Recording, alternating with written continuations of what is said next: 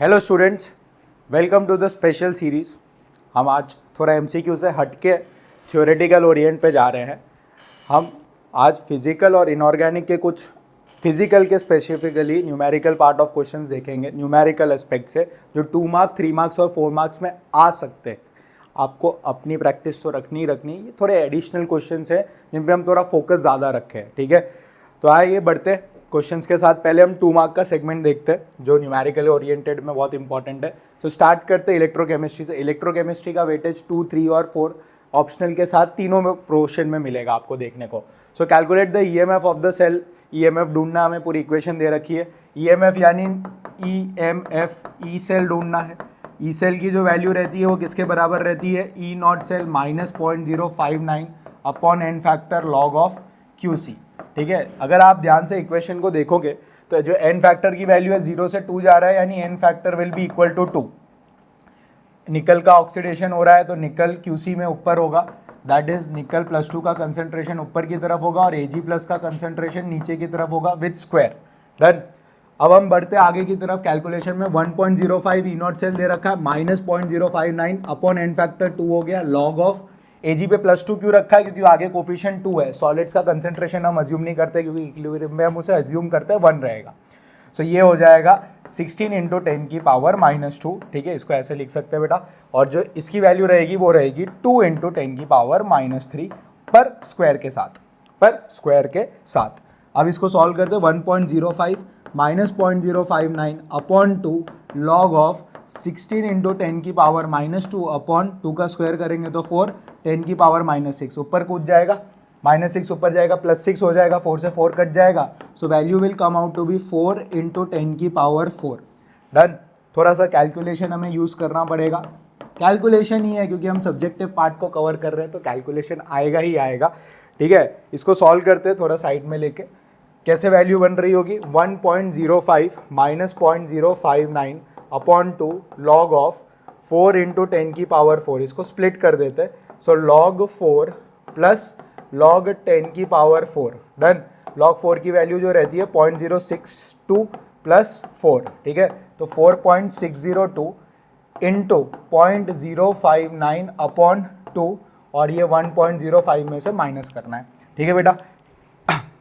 आपके पास कैलसी रहेगा, हालांकि कैलकुलेटर मैं भी यूज़ करूंगा अभी के टाइम में, सब्जेक्टिव पार्ट का क्वेश्चन है तो, पर हम फटाक से करेंगे, ठीक है। आपका वैल्यूएबल टाइम है बोर्ड से पहले का।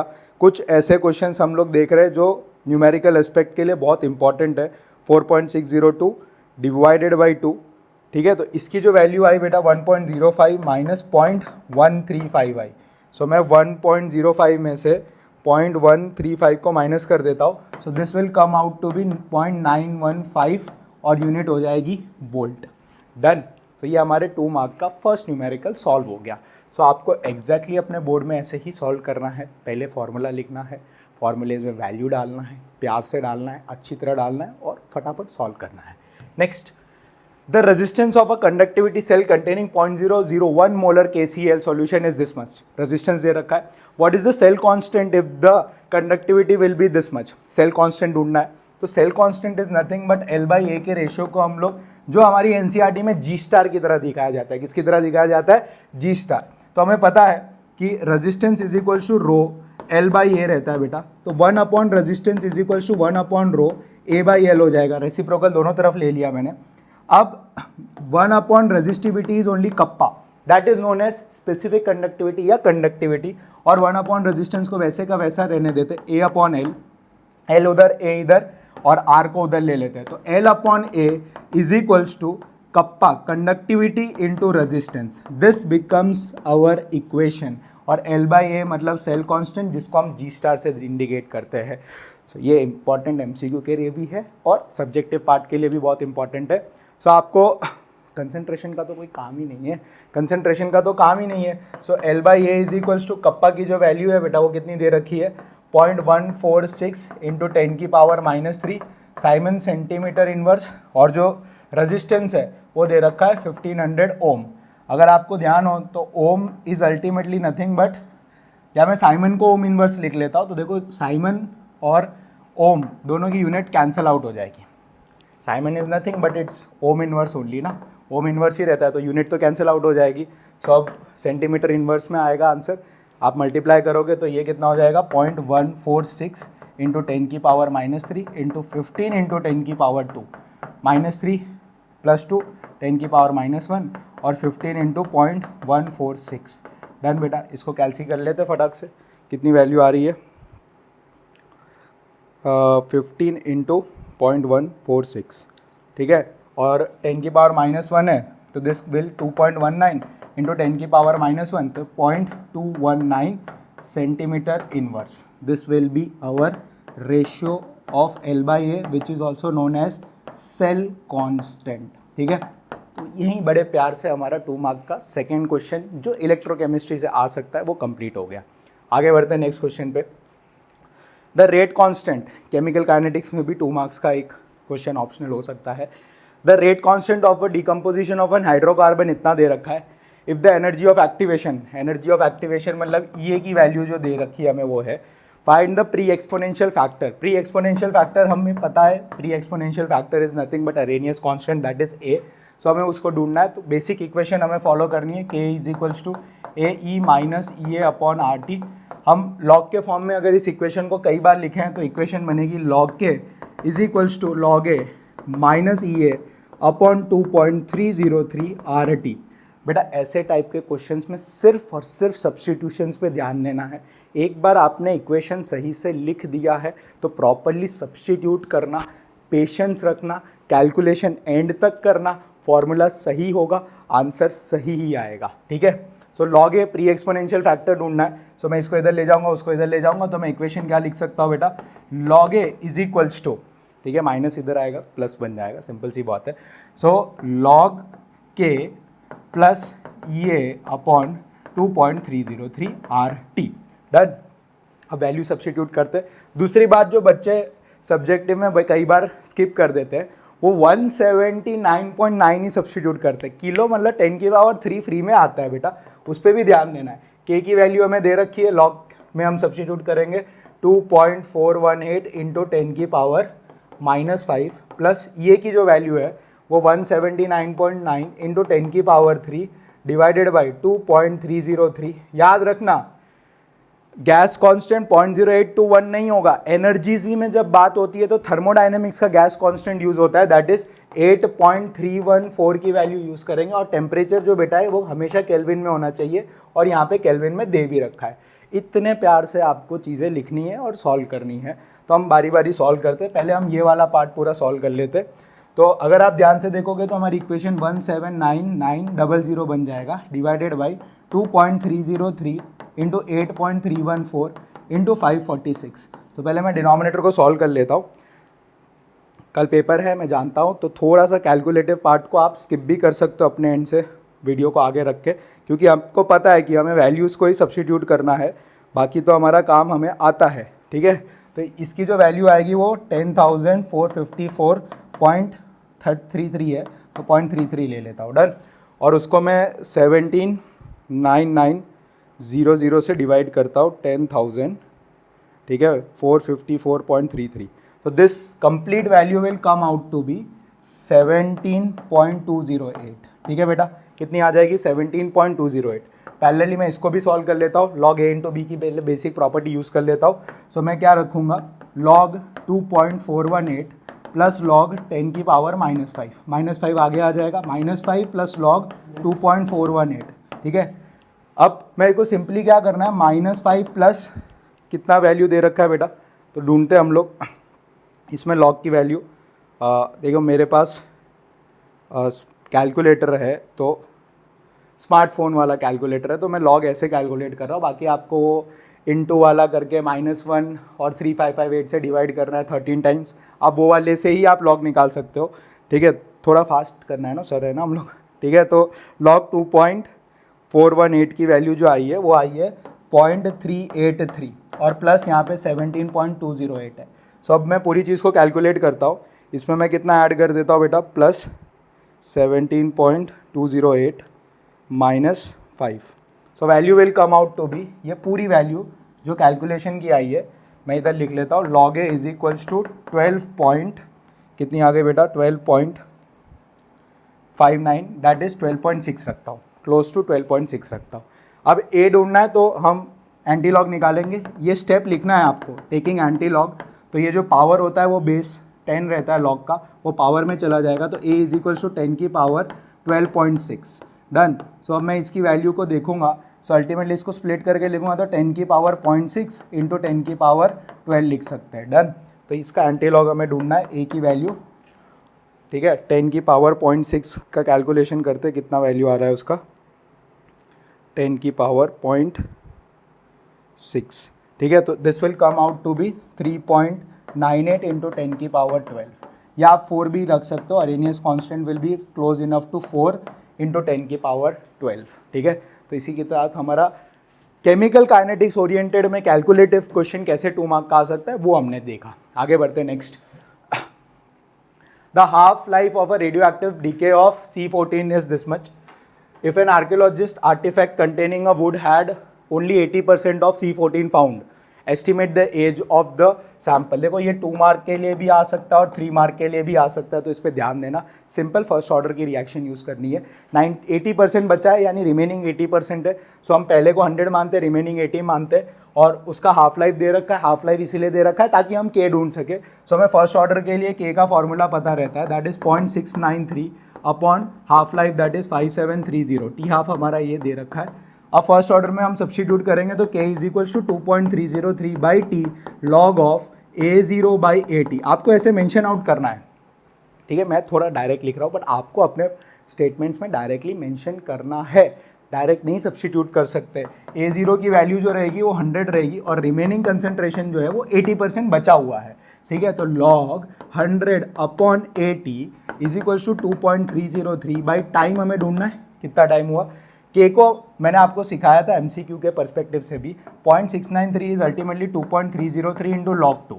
ठीक है, लॉग 2 इंटू 2.303 ही 0.693 रहता है। तो मैं 2.303 इंटू लॉग 2 इधर लिख लेता हूँ बेटा। डन।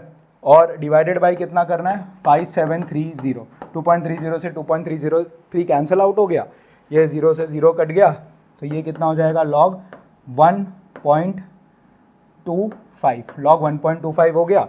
ठीक है, इक्वल्स टू, यहाँ पे t डिवाइड में है, ये कितना हो जाएगा बेटा, ये log 2 है और ये 5730। ठीक है, ये कैलकुलेशन यहाँ तक आई, इसको हम लोग आगे बढ़ाते हैं। टाइम हमें ढूंढना है, सो क्रॉस मल्टीप्लिकेशन हम कैसे करेंगे, t is equals to log 1.25 divided by log 2 नीचे आ जाएगा बेटा, log 2 नीचे आ जाएगा, और किससे मल्टीप्लाई हो रहा होगा वो 5730 से। डन। अब बारी बारी दोनों लॉग निकाल लेते। log 2 की वैल्यू तो हमें पता है 0.301 होती है, log 1.25 वेरी क्लोज टू 0 होगा। ठीक है, log 1 0 रहता है, log 1.25, so this will be ultimately t is equals to 0.096 upon 0.301। ठीक है, इसको मल्टीप्लाई करना है 5730 से। तो पहले इसको मैं डिवाइड करता हूँ, कैलकुलेट करते हैं। तो पहले 0.096 को मैं 5730 से मल्टीप्लाई करता हूँ। ठीक है, डिवाइडेड बाय 0.301 करता हूँ, सो वैल्यू आई टाइम की। और ध्यान रखना, क्योंकि हाफ ईयर ईयर्स में दिया था, जो भी आप टाइम कैलकुलेट करोगे ईयर्स में ही आएगा, तो टाइम हो जाएगा 1827.5 ईयर्स, यानी इतना पुराना वो ट्री रहा होगा। Find the age of the tree through this sample. ठीक है, तो आप थोड़ा सा स्पेस कम है ना, तो आप कंटिन्यूटी में ही रखना है, ऐसे साइड में मत लेके चले जाना। ठीक है, थोड़ा प्रेजेंटेशन भी अच्छा रहेगा, तो बहुत अच्छे नंबर आपको कैलकुलेटिव एस्पेक्ट में मिलेंगे। I repeat again and again, calculative में आपने अगर फॉर्मूला सही यूज़ करना स्टार्ट किया है तो एंड तक उसे अच्छी तरह फॉलो करिएगा, ज़रूर ज़रूर और ज़रूर वो आपको मार्क्स देके जाएगा। So this will be the age of the tree. आगे बढ़ते नेक्स्ट 2 मार्क के क्वेश्चन में। सो 2 मार्क का नेक्स्ट क्वेश्चन जो मैंने लिया वो कोऑर्डिनेशन कंपाउंड से लिया। ये कुछ एक अच्छा एस्पेक्ट हो सकता है जहाँ पे वो आपको दे, आपको पता है जनरल ऑप्शन में आप बहुत सारी चीज़ें एलिमिनेट कर सकते हो। तो अगर आपने ऐसे टाइप के क्वेश्चन देखे होंगे तो आपको फ़ायदा होगा। तो हमें नेम फॉर्म करना है, तो जब भी नेम दे रखा होता है और स्ट्रक्चर बनाना रहता है तो पीछे से स्टार्ट करने का। जिंकेट, जिंकेट मतलब जिंक है। जिंकेट कब फॉर्म होगा, जब कोऑर्डिनेशन स्पीयर पे नेगेटिव चार्ज हो रहा होगा। तो सबसे पहले तो स्पीयर पे नेगेटिव चार्ज हमें पता चल गया, जिंक रहेगा। कौन सा है, हाइड्रोक्सीडो। हाइड्रोक्सीडो मतलब कौन सा लिगेंड रहेगा बेटा, OH, और टेट्रा OH होल 4 रहा। डन। इसका ऑक्सीडेशन स्टेट 2 दे रखा है। हाइड्रोक्साइड पे कितना चार्ज होता है, -1 × 4। ठीक है, तो 2 + 2 - 4 = -2, तो -2 हो गया। और ये क्या रहेगा, आयन के फॉर्म में एग्जिस्ट करेगा क्योंकि इसके पास कोई काउंटर आयन नहीं है। सो पहला वाला जो है उसका स्ट्रक्चर क्या बनेगा बेटा, जिंकेट यानी Zn। जिंकेट का नाम क्यों जिंकेट पड़ा, क्योंकि स्पीयर पे कौन सा चार्ज होगा बेटा, नेगेटिव चार्ज होगा, और यहाँ -2 आ जाएगा। ये फर्स्ट हो गया। सेकेंड, सेम चीज़ अप्लाई करना है। पहले डेट 8 आ गया ना, मेटल के नाम के पीछे जब भी 8 आता है यानी स्पीयर नेगेटिव रहेगा। टेट्राक्लोरिडो मतलब 4 क्लोरिडो हुए। पहले डेट मतलब PdCl4, ठीक है। 2 है, +2, मेटल पे तो +2, -4, +2 -4 -2, ठीक है। और पोटेशियम भी है, तो ये स्पीयर पे -2 है और पोटेशियम पे हमें पता है +1 चार्ज है। इसकी टोपी उसके सर, उसकी टोपी इसके सर, तो फॉर्मूला क्या बना, K2PdCl4 और ब्रैकेट क्लोज। डन। इसके पास काउंटर आयन होगा। डन। ये थोड़ा सा प्यार से बना देते, Cl4 रहेगा, PdCl4। डन। अब कंप्लीट हो गया। नेक्स्ट क्वेश्चन देखते हैं, ये सेकेंड वाला हो गया।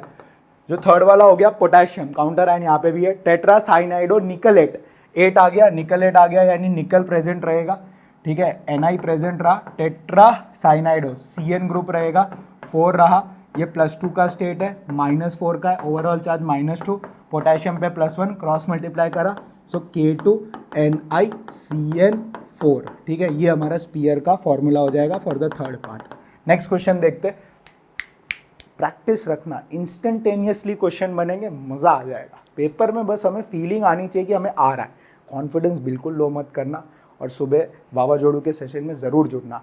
बहुत अच्छे क्वेश्चंस हैं हम लोग लेके आए हैं, 100 क्वेश्चंस रहेंगे, क्विक रिवीजन, इंस्टेंट रिवीजन, और बहुत मज़ा आएगा, ठीक है। पेंटाअमाइन नाइट्रीटो एन कोबाल्ट। कोबाल्ट है तो मेटल का नाम एज इट इज़ है, दैट मीन्स या तो स्पीयर पे कोई चार्ज नहीं होगा या तो पॉजिटिव रहेगा, और कोबाल्ट मेटल रहता है। और कोबाल्ट कौन सा मेटल रहता है, CO। पेंटाअमाइन मतलब NH3 रहेंगे, अल्फ़ाबेटिकल ऑर्डर में लिगेंड का नाम करते हैं। नाइट्रीटो N दिखाने की क्यों ज़रूरत पड़ी, क्योंकि नाइट्रीटो NO2 एम्बिडेंट लिगेंड होता है, ऑक्सीजन से लिंकेज करेगा तो नाइट्रीटो O होगा, और नाइट्रोजन से लिंकेज कर रहा होगा तो NO2 रिप्रेजेंट कर रहे होंगे। क्योंकि +3 है, 0 है, +3 कोबाल्ट का, अमोनिया का 0 रहेगा ×5, और नाइट्रेट NO2 पे -1 चार्ज होता है, तो ओवरऑल चार्ज +2 हो गया। तो this will be the formula, ठीक है। आगे बढ़ते नेक्स्ट।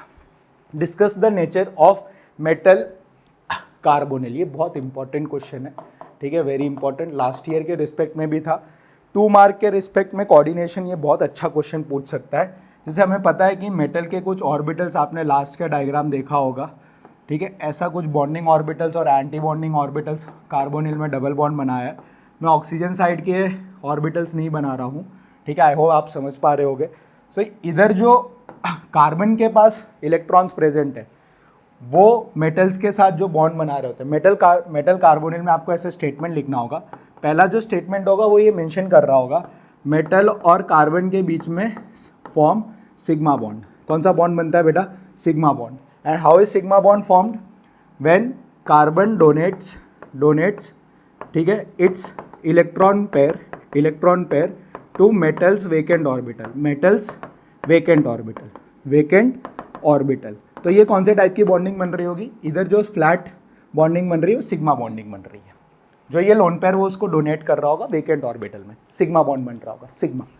दूसरा पॉइंट जो आपको मेंशन करना है, ऐसे ही लिखना है, डायग्राम मस्त सुंदर सा बनाना है, ऐसे लिखना है कि जो मेटल कार्बन का पाई बॉन्ड बनता है, it is formed when metal donate it's electron pair from d orbital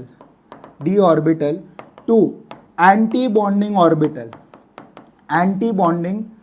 orbital. कौन से बॉन्डिंग ऑर्बिटल में बेटा, ये एंटी बॉन्डिंग ऑर्बिटल, ये पाई स्टार हमेशा याद रखना। ये कौन सा बॉन्ड बन रहा है, पाई बॉन्ड बन रहा है। ये कौन सा बॉन्ड बन रहा है, पाई, पर कौन से ऑर्बिटल में, anti bonding orbital of carbon, ठीक है। तो ये 2 पॉइंट बस लिख दिए आपने प्रॉपर स्टेटमेंट के साथ विद डायग्राम, फुल नंबर। इसको सिनर्जिक इफेक्ट भी बोलते हैं, जहाँ पे सिग्मा एंड पाई बॉन्ड दोनों साथ में एग्जिस्ट कर रहे हैं, तो वो स्ट्रेंथ बढ़ा रहे हैं, ठीक है। This is the nature of bonding in metal carbonyl. ऐसे प्रॉपरली लिखना है आपको, थोड़ी राइटिंग पे मत जाओ, टाइम कम है, एफर्ट देखो कि हमें बस इस चीज़ों को ऐसे प्रेजेंट करना है विद डायग्राम, और लास्ट में लिखना है synergic effect due to sigma and pi bond. Bond strength क्या होता है बेटा, इंक्रीज करता है, ठीक है, बॉन्ड स्ट्रेंथ इंक्रीज करता है। आगे बढ़ते हैं नेक्स्ट। तो नेक्स्ट जो हमारा यूनिट है, मैंने कुछ 3 मार्क के क्वेश्चंस सिलेक्ट करे हैं। आपको आपके लेवल पे एनसीईआरटी बेस्ड ही क्वेश्चन आएंगे थ्योरी के रिस्पेक्ट में, पर ये कुछ ऐसे पर्सनल पिक्स हैं जो आप लास्ट मोमेंट पे जाते हुए देख सकते हैं कैलकुलेटिव एस्पेक्ट में। The molar conductivity of 0.025 mole per litre, मतलब concentration methanoic acid is this much. Calculate the degree of dissociation and dissociation constant. जब limiting molar conductivity acetate formate ion और H+ की दे रखी है, सो हमें एक डायरेक्ट रिलेशन पता होना चाहिए। सबसे पहले degree of dissociation that is alpha is molar conductivity divided by limiting molar conductivity. आपको ऐसे फॉर्मूला मेंशन आउट करना पड़ेगा, बोर्ड में डायरेक्ट लिखेंगे तो नंबर नहीं मिलेगा बेटा, नहीं ही मिलेगा। अगर आप ध्यान से देखें तो मोलर कंडक्टिविटी 46.1 दे रखा है, और जो लिमिटिंग मोलर कंडक्टिविटी होता है वो H+ और HCOO- का सम रहता है, दैट इज 49.6 प्लस 54.6। मेरा मैथ्स सर राहुल सर जितना तो अच्छा नहीं है, बट थोड़ा बहुत तो अच्छा है। सो मेरा कैलकुलेशन इसे 404.2 बता रहा है, ठीक है। तो 404.2 हुआ, तो इसकी वैल्यू अप्रॉक्सीमेटली, क्योंकि ये ऐसी वैल्यू है जो बार बार रिपीटेड आई है, सो मैं डायरेक्ट 0.114 लिख लेता हूँ। आप भी कैलकुलेशन चेक करना, इतना ही आ रहा होगा। ये पहला स्टेप क्वेश्चन का कंप्लीट हुआ, ठीक है। यहाँ आपको 1.5, अगर 3 मार्क्स का तो 1.5 मार्क्स मिल गए। नेक्स्ट पार्ट है डिसोसिएशन कांस्टेंट ढूंढना। डिसोसिएशन कांस्टेंट मतलब के ढूंढना। के हमने इक्विलिब्रियम में पढ़ा है, C∝² 1 - अल्फा के बराबर होता है। सी यानी कंसंट्रेशन ऑफ एसिड, तो कंसंट्रेशन ऑफ एसिड की वैल्यू दे रखी है 0.025। सी की वैल्यू हमने अभी अल्फा की वैल्यू हमने अभी कैलकुलेट करी, दैट इज 0.114। उसका हमें स्क्वायर करना होगा, डिवाइडेड बाई यहाँ पे 1 - 0.114, ठीक है। जब आपके पास एग्जैक्ट अल्फा रहता है ना, तो 1 में से माइनस कर लिया करो। ये मेरा पर्सनल टिप रहता है। नहीं पता हो तो इग्नोर करते हैं सर, 11th में हम इग्नोर कर देते तो 1 - अल्फा सर ने सिखाया था 1 के बराबर ले सकते हैं। बट अगर वैल्यू है, कैलकुलेटर है, तो लिख लो यार, कितना ही टाइम लगेगा। चुटकियों में, कैल्सी में तो चुटकियों में काम हो जाता है, बट कैल्सी सही से ऑपरेट करना, ठीक है। डन। तो इसकी वैल्यू हम लोग देखते कितनी आ रही है, 0.114 है। कैलकुलेशन वाला जब भी पार्ट आए तो थोड़ा सा 10 सेकेंड्स 20 सेकेंड्स आप अपने वीडियो को आगे कर सकते हैं। आई नो आपका अभी का टाइम बहुत क्रूशल है, ठीक है। टू बी ऑनेस्ट मैं खुद नहीं चाहता कि आपका एक एक सेकेंड भी वेस्ट हो। 0.00324, ठीक है, डिवाइडेड बाई 1 में से 0.114 माइनस कर रहे हैं, तो दिस इज़ 0.886, ठीक है। अब मैं इसको थोड़ा सा प्रेजेंटेबल वे में लिखता हूँ, तो पावर के फॉर्म में लिखूँगा। सो क्या लिख सकता हूँ बेटा, 0.00324 divided by 0.886, this will come out to be 0.000365, जिसको मैं लिख सकता हूँ 3.65 इंटू 10 की पावर -4, 3.65 इंटू 10 की पावर -4। एक बार चेक कर लेते, कहीं ऐसा ना हो कि मोए मोए हो जाए। विकी सर बोलते हैं ना, मोए मोए ना हो जाए भाई, कि ये वैल्यू इतनी आ रही है कि नहीं आ रही है। 404.2, हाँ आ रही है, 0.114 आ रही है। डन।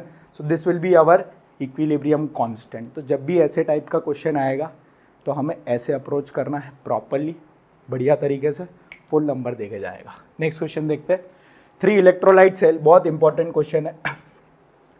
देखो मैं चाहता था तो 2 मार्क में फैराडे के ऊपर से एक इंडिपेंडेंट क्वेश्चन देता, बट मैंने सोचा कि ऐसे क्वेश्चन देते जिसमें ये कॉन्सेप्ट आ ही रहा हो, टाइम भी बचेगा, सीख भी जल्दी मिल जाएगी।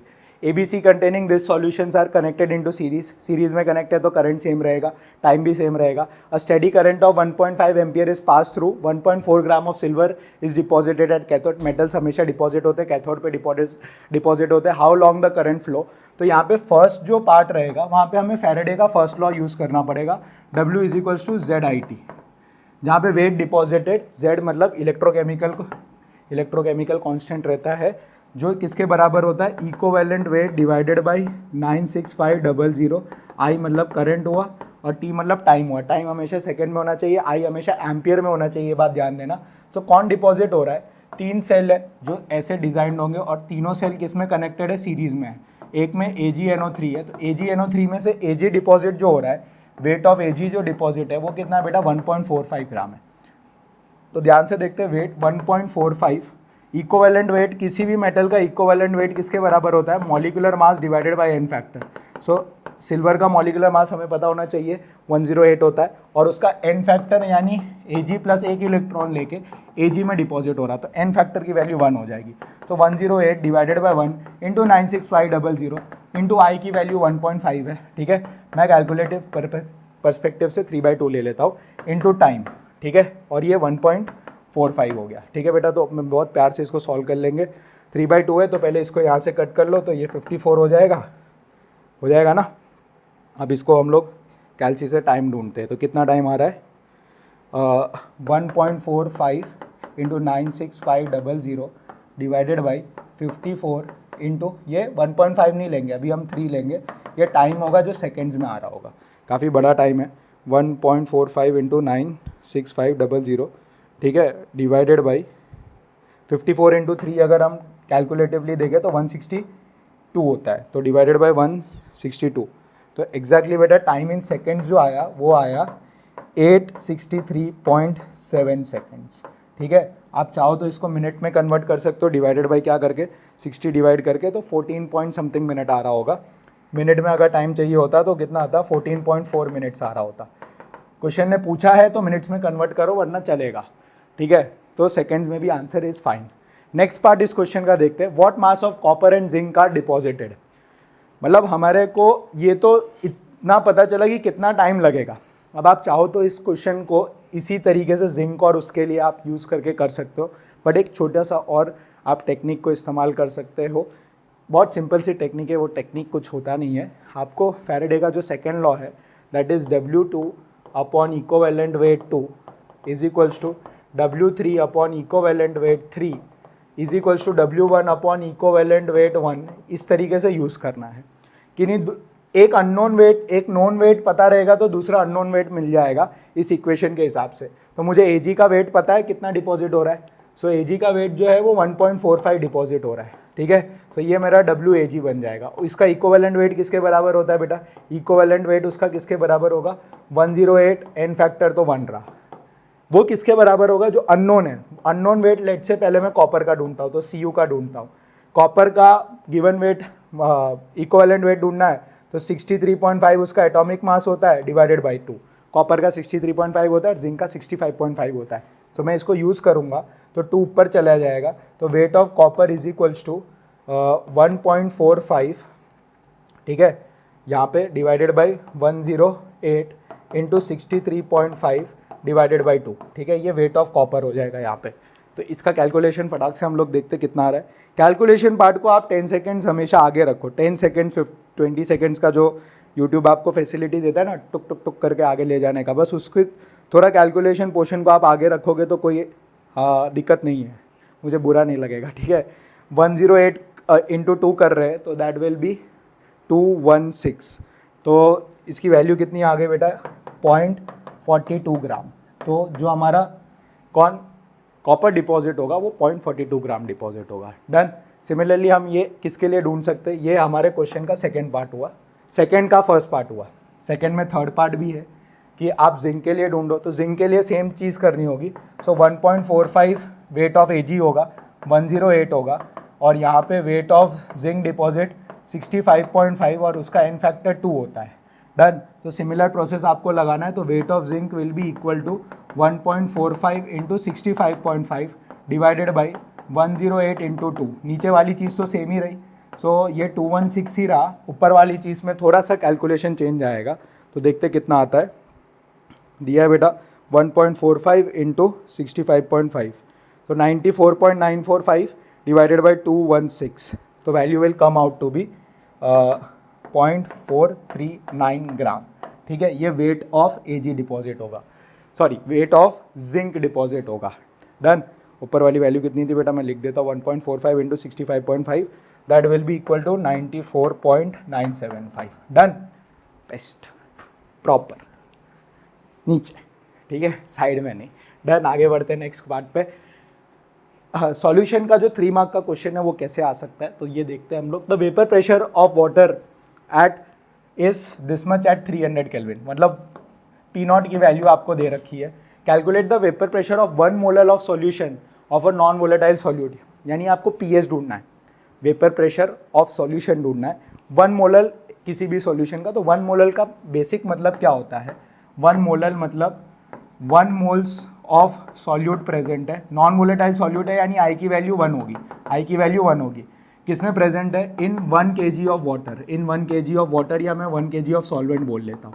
तो आप ध्यान से देखते हैं, 1 मोल सॉल्यूट का तो 1 मोल मिल गया, वाटर के भी मोल मिल जाएंगे, क्यों, क्योंकि हमारा फॉर्मूला क्या होता है RLVP का।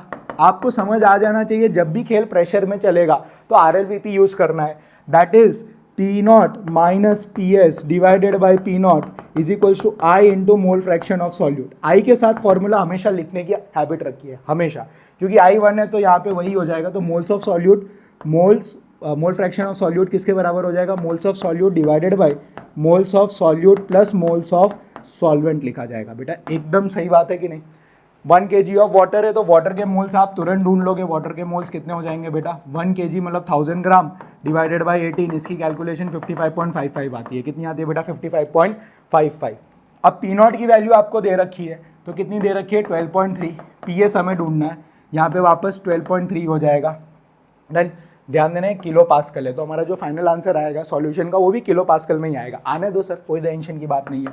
सॉल्यूट के मोल्स, 1 मोलर का मतलब ही होता है 1 mole of solute present in 1 gram of solvent, molar means molality, so 1 divided by 1 plus 55.55 that is equals to 1 upon 56.55। मज़ा आ गया सर। अब नेक्स्ट देखते हैं, इसको डिवाइड करते हैं, तो 1 माइनस PS डिवाइडेड बाई 12.3 ले लेते हैं। सो ये माइनस उधर जाएगा और ये उधर इधर हो जाएगा, इधर उधर करके मैं दिखाता हूँ कैसे आएगा। सो 1 माइनस 1 अपॉन 56.55 समझ में आया, equals to PS divided by 12.3, done. इसकी वैल्यू ढूंढते बेटा अभी हम लोग कैलकुलेशन के थ्रू, तो 1 से तो छोटी ही होगी, ज़्यादा छोटी भी नहीं होगी पर छोटी तो होगी, 56.55, तो इसकी वैल्यू आ रही है 1 minus 0.017 is equals to PS divided by 12.3, तो 1 माइनस 0.017, ठीक है।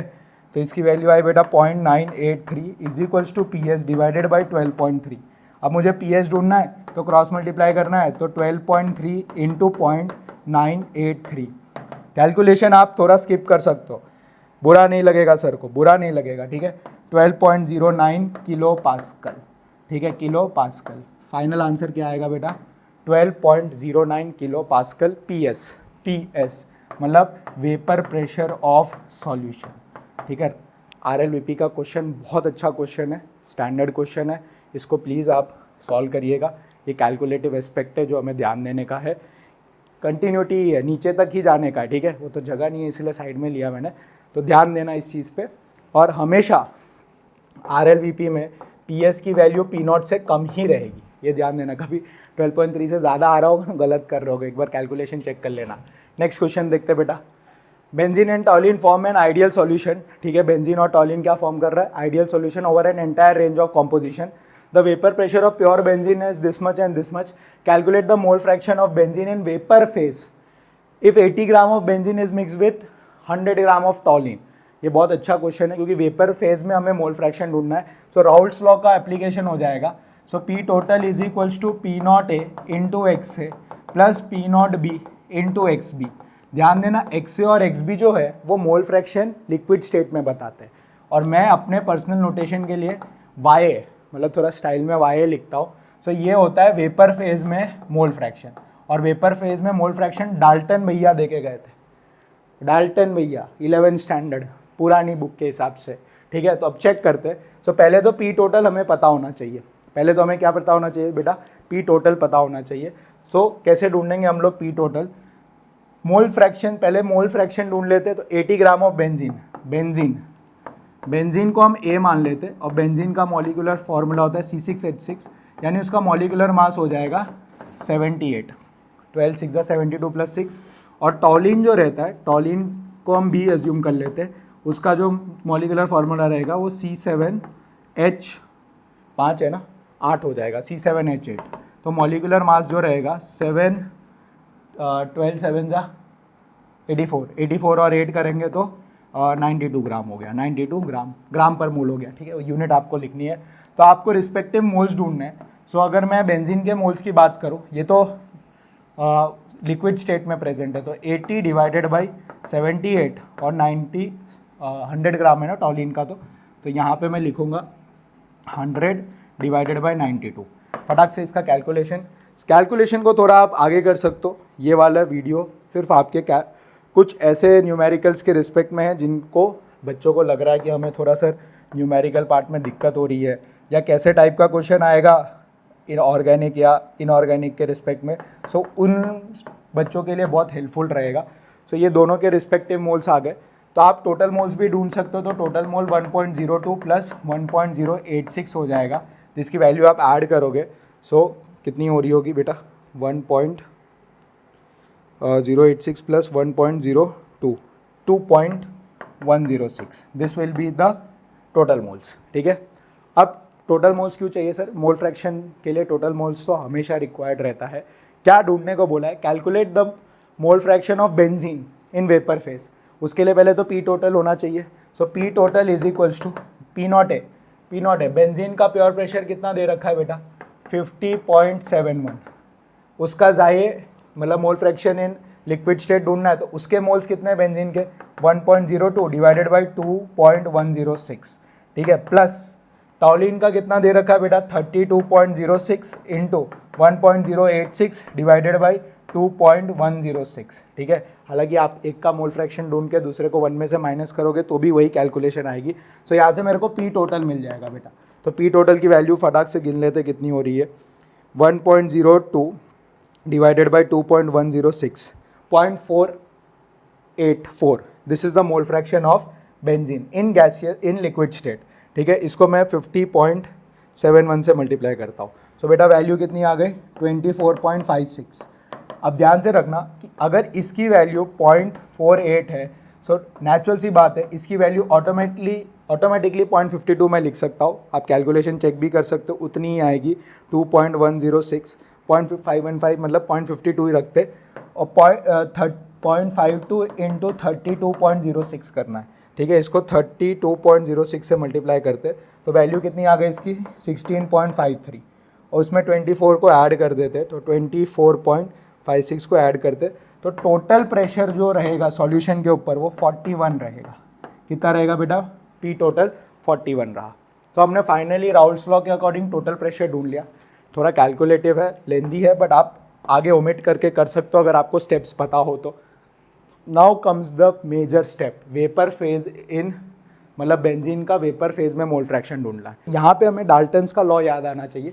डाल्टन्स ने एकदम सिंपल बात बोली थी, partial pressure of any gas is equals to total pressure into mole fraction of that gas.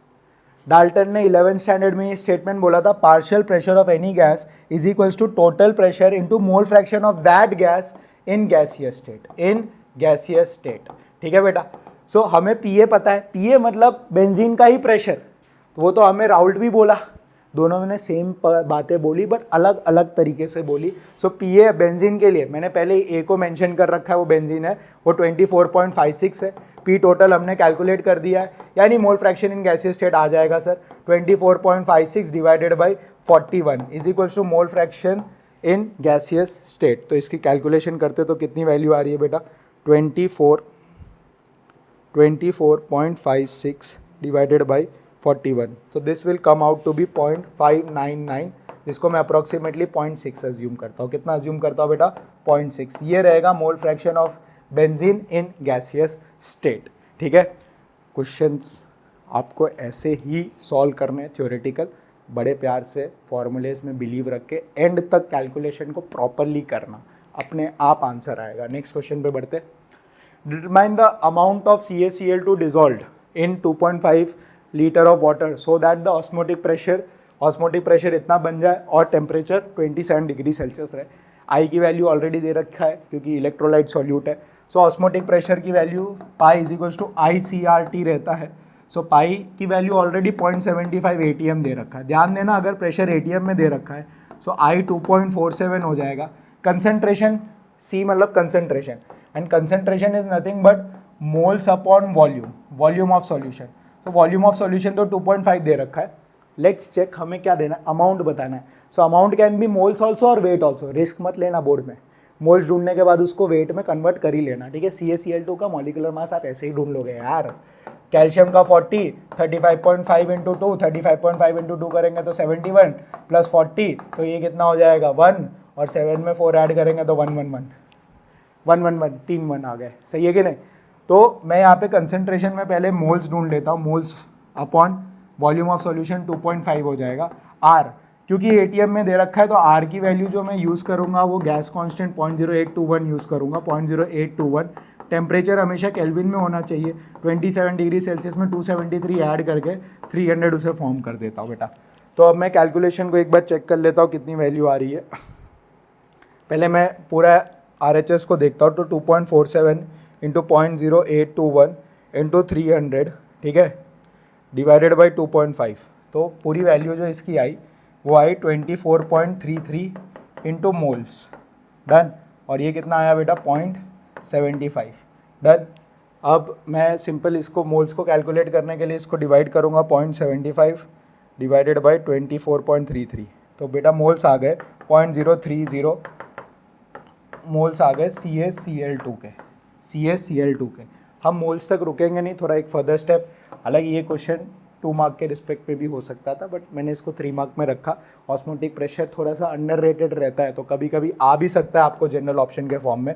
So moles किसके बराबर होता है, so given weight divided by molecular mass, molecular मास अभी हमने कैलकुलेट किया 111 है, और मोल्स 0.030 है, ठीक है। तो गिवन वेट की वैल्यू कितनी हो जाएगी बेटा, given weight will be equal to 0.030 into 111, ठीक है। तो 0.030 इंटू 111, इसको मैं 111 से मल्टीप्लाई कर देता हूँ, तो गिवन वेट कितना आ जाएगा बेटा, given weight will be equal to 3.42 gram, 3.42 gram. ये हो जाएगा मेरे CaCl2 का अमाउंट कभी कभी पूछते तो वो वेट भी पूछ सकते हैं। सो मोल्स तक छोड़ना मत, टाइम रहता ही है, उतने स्पेस में आप गिवन वेट निकाल लो जितने टाइम में आप सोच रहे हो कि ढूंढना है कि नहीं ढूंढना है। नेक्स्ट क्वेश्चन देखते हैं, केमिकल काइनेटिक्स का 3 मार्क्स का। During a nuclear explosion, one of the product SR90 with a half-life of 28.1, 1 μg of SR90 was absorbed into bones of a newly born baby instead of calcium. How much time will it remain? मतलब remaining concentration अलग अलग सालों में ढूंढना है, NCERT का question है। तो देखते हैं, इसको 2 पार्ट में हम लोग स्प्लिट कर देते हैं। पहले जो हाफ लाइफ दिया है उसको फर्स्ट ऑर्डर रिएक्शन फॉलो करता है। कोई भी न्यूक्लियर एक्सप्लोजन जो रहता है, ये बात याद रखना, वो फर्स्ट ऑर्डर रिएक्शन फॉलो करता है। So half life 0.693 upon K रह जाएगा। सो इससे हमें K की वैल्यू मिल जाएगी, K is equals to 0.693 divided by 28.1।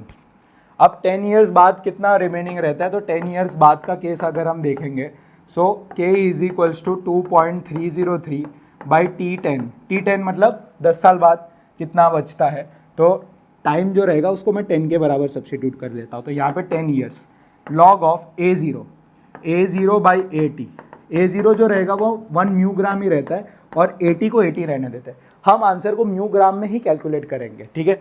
तो अब चेक करते हैं, तो K को मैं क्या लिख सकता हूँ बेटा, 0.693। अभी मैंने बताया 0.693 एक्चुअली क्या होता है।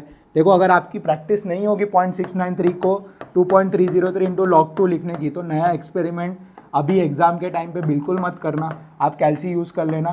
2.303 अपॉन 10 लॉग ऑफ 1 अपॉन 80 लिख देता हूँ। 2.30 से 2.303 कट गया, लॉग मतलब मुझे पूरे लॉग फंक्शन को ही ढूंढना है। log 2 की वैल्यू 0.301 होती है, into 10 divided by 28.1 is equals to log 1 upon 80 लिख सकता हूँ मैं इसको, ठीक है बेटा। इसको कैल्सी करते हैं यहाँ पे, ठीक है, कैलकुलेशन यहाँ फर्दर कंटिन्यू करते हैं। सो वैल्यू कितनी हो जाएगी, 0.301 इंटू 10। थोड़ा वीडियो को कैलकुलेशन के टाइम आप 10 सेकेंड फॉरवर्ड कर सकते हो, मुझे बिल्कुल बुरा नहीं लगेगा, ठीक है। 107 is equals to log 1 upon 80, done. Anti log निकालेंगे, so 1 upon 80 is equals to 10 की पावर 0.107, ठीक है, 10 की पावर 0.107। सो हम एंटी लॉग कैलकुलेट करते कितनी वैल्यू आ रही है, सो 10 की power 0.107। So value will come out to be 1.279, ठीक है, 1 अपॉन 80। सो 80 ढूंढना है, यानी रिमेनिंग कंसंट्रेशन ढूंढना है, तो 1 divided by 1.279। So 1 divided by 1.279 जो वैल्यू आई 0.78 म्यू ग्राम, 0.78 म्यू ग्राम। डन। आप इसका कैलकुलेशन करेंगे तो देखना 0.78 म्यू ग्राम ही बचेगा, यानी 10 ईयर्स बाद जो रिमेनिंग अमाउंट रहेगा वो 1 से कम होके 1 से ज़्यादा कभी नहीं आ जाएगा, 1 से कम ही रहेगा, 0.78 म्यू ग्राम रहेगा। सिमिलरली कैलकुलेशन आप 60 ईयर्स के लिए करेंगे तो 60 ईयर्स में हम ये देखेंगे कि K is equals to K तो वही रहेगा, टेम्परेचर जब तक चेंज नहीं होगा K की वैल्यू चेंज नहीं होगी, 2.303 बाई टाइम 60 हो गया, लॉग ऑफ A0 1 म्यू ग्राम ही रहा, 80 चेंज हो जाएगा। सो मैं इधर लिखूंगा 2.303 इंटू लॉग 2, हाफ लाइफ की वैल्यू अभी भी उतनी ही रहेगी बेटा 28.1 is equals to 2.303 upon 60 log 1 upon 80।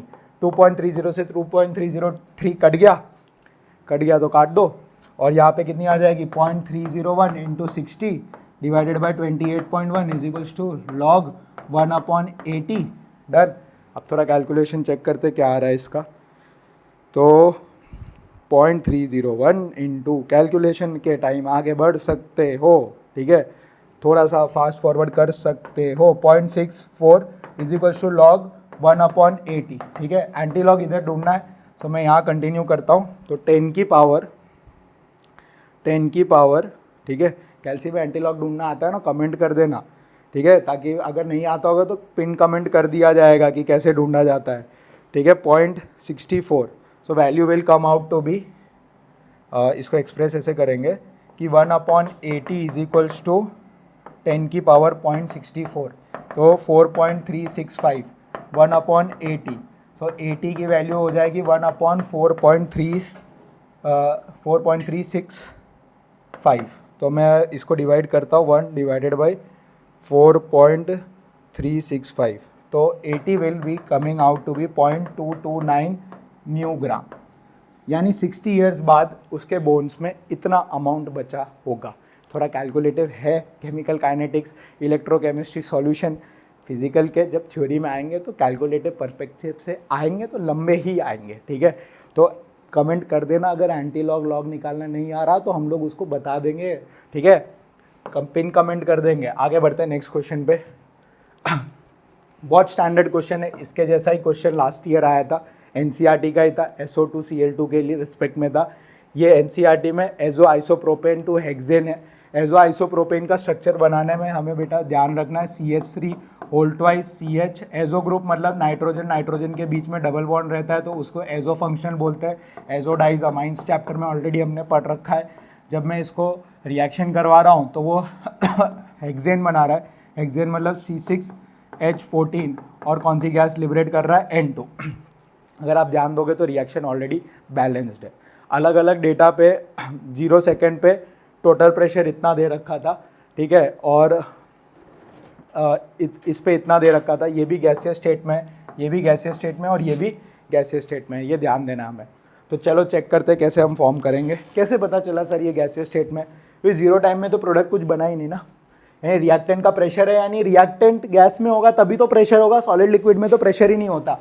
सो अब ये कैलकुलेशन को चेक करते, तो CH3 होल ट्वाइस, यहाँ लिखा जाएगा CH, N double bond N, फिर लिखा जाएगा CH3 होल ट्वाइस, ठीक है, ये गैसियस स्टेट में है जो C6H14 प्लस N2 में जा रहा है।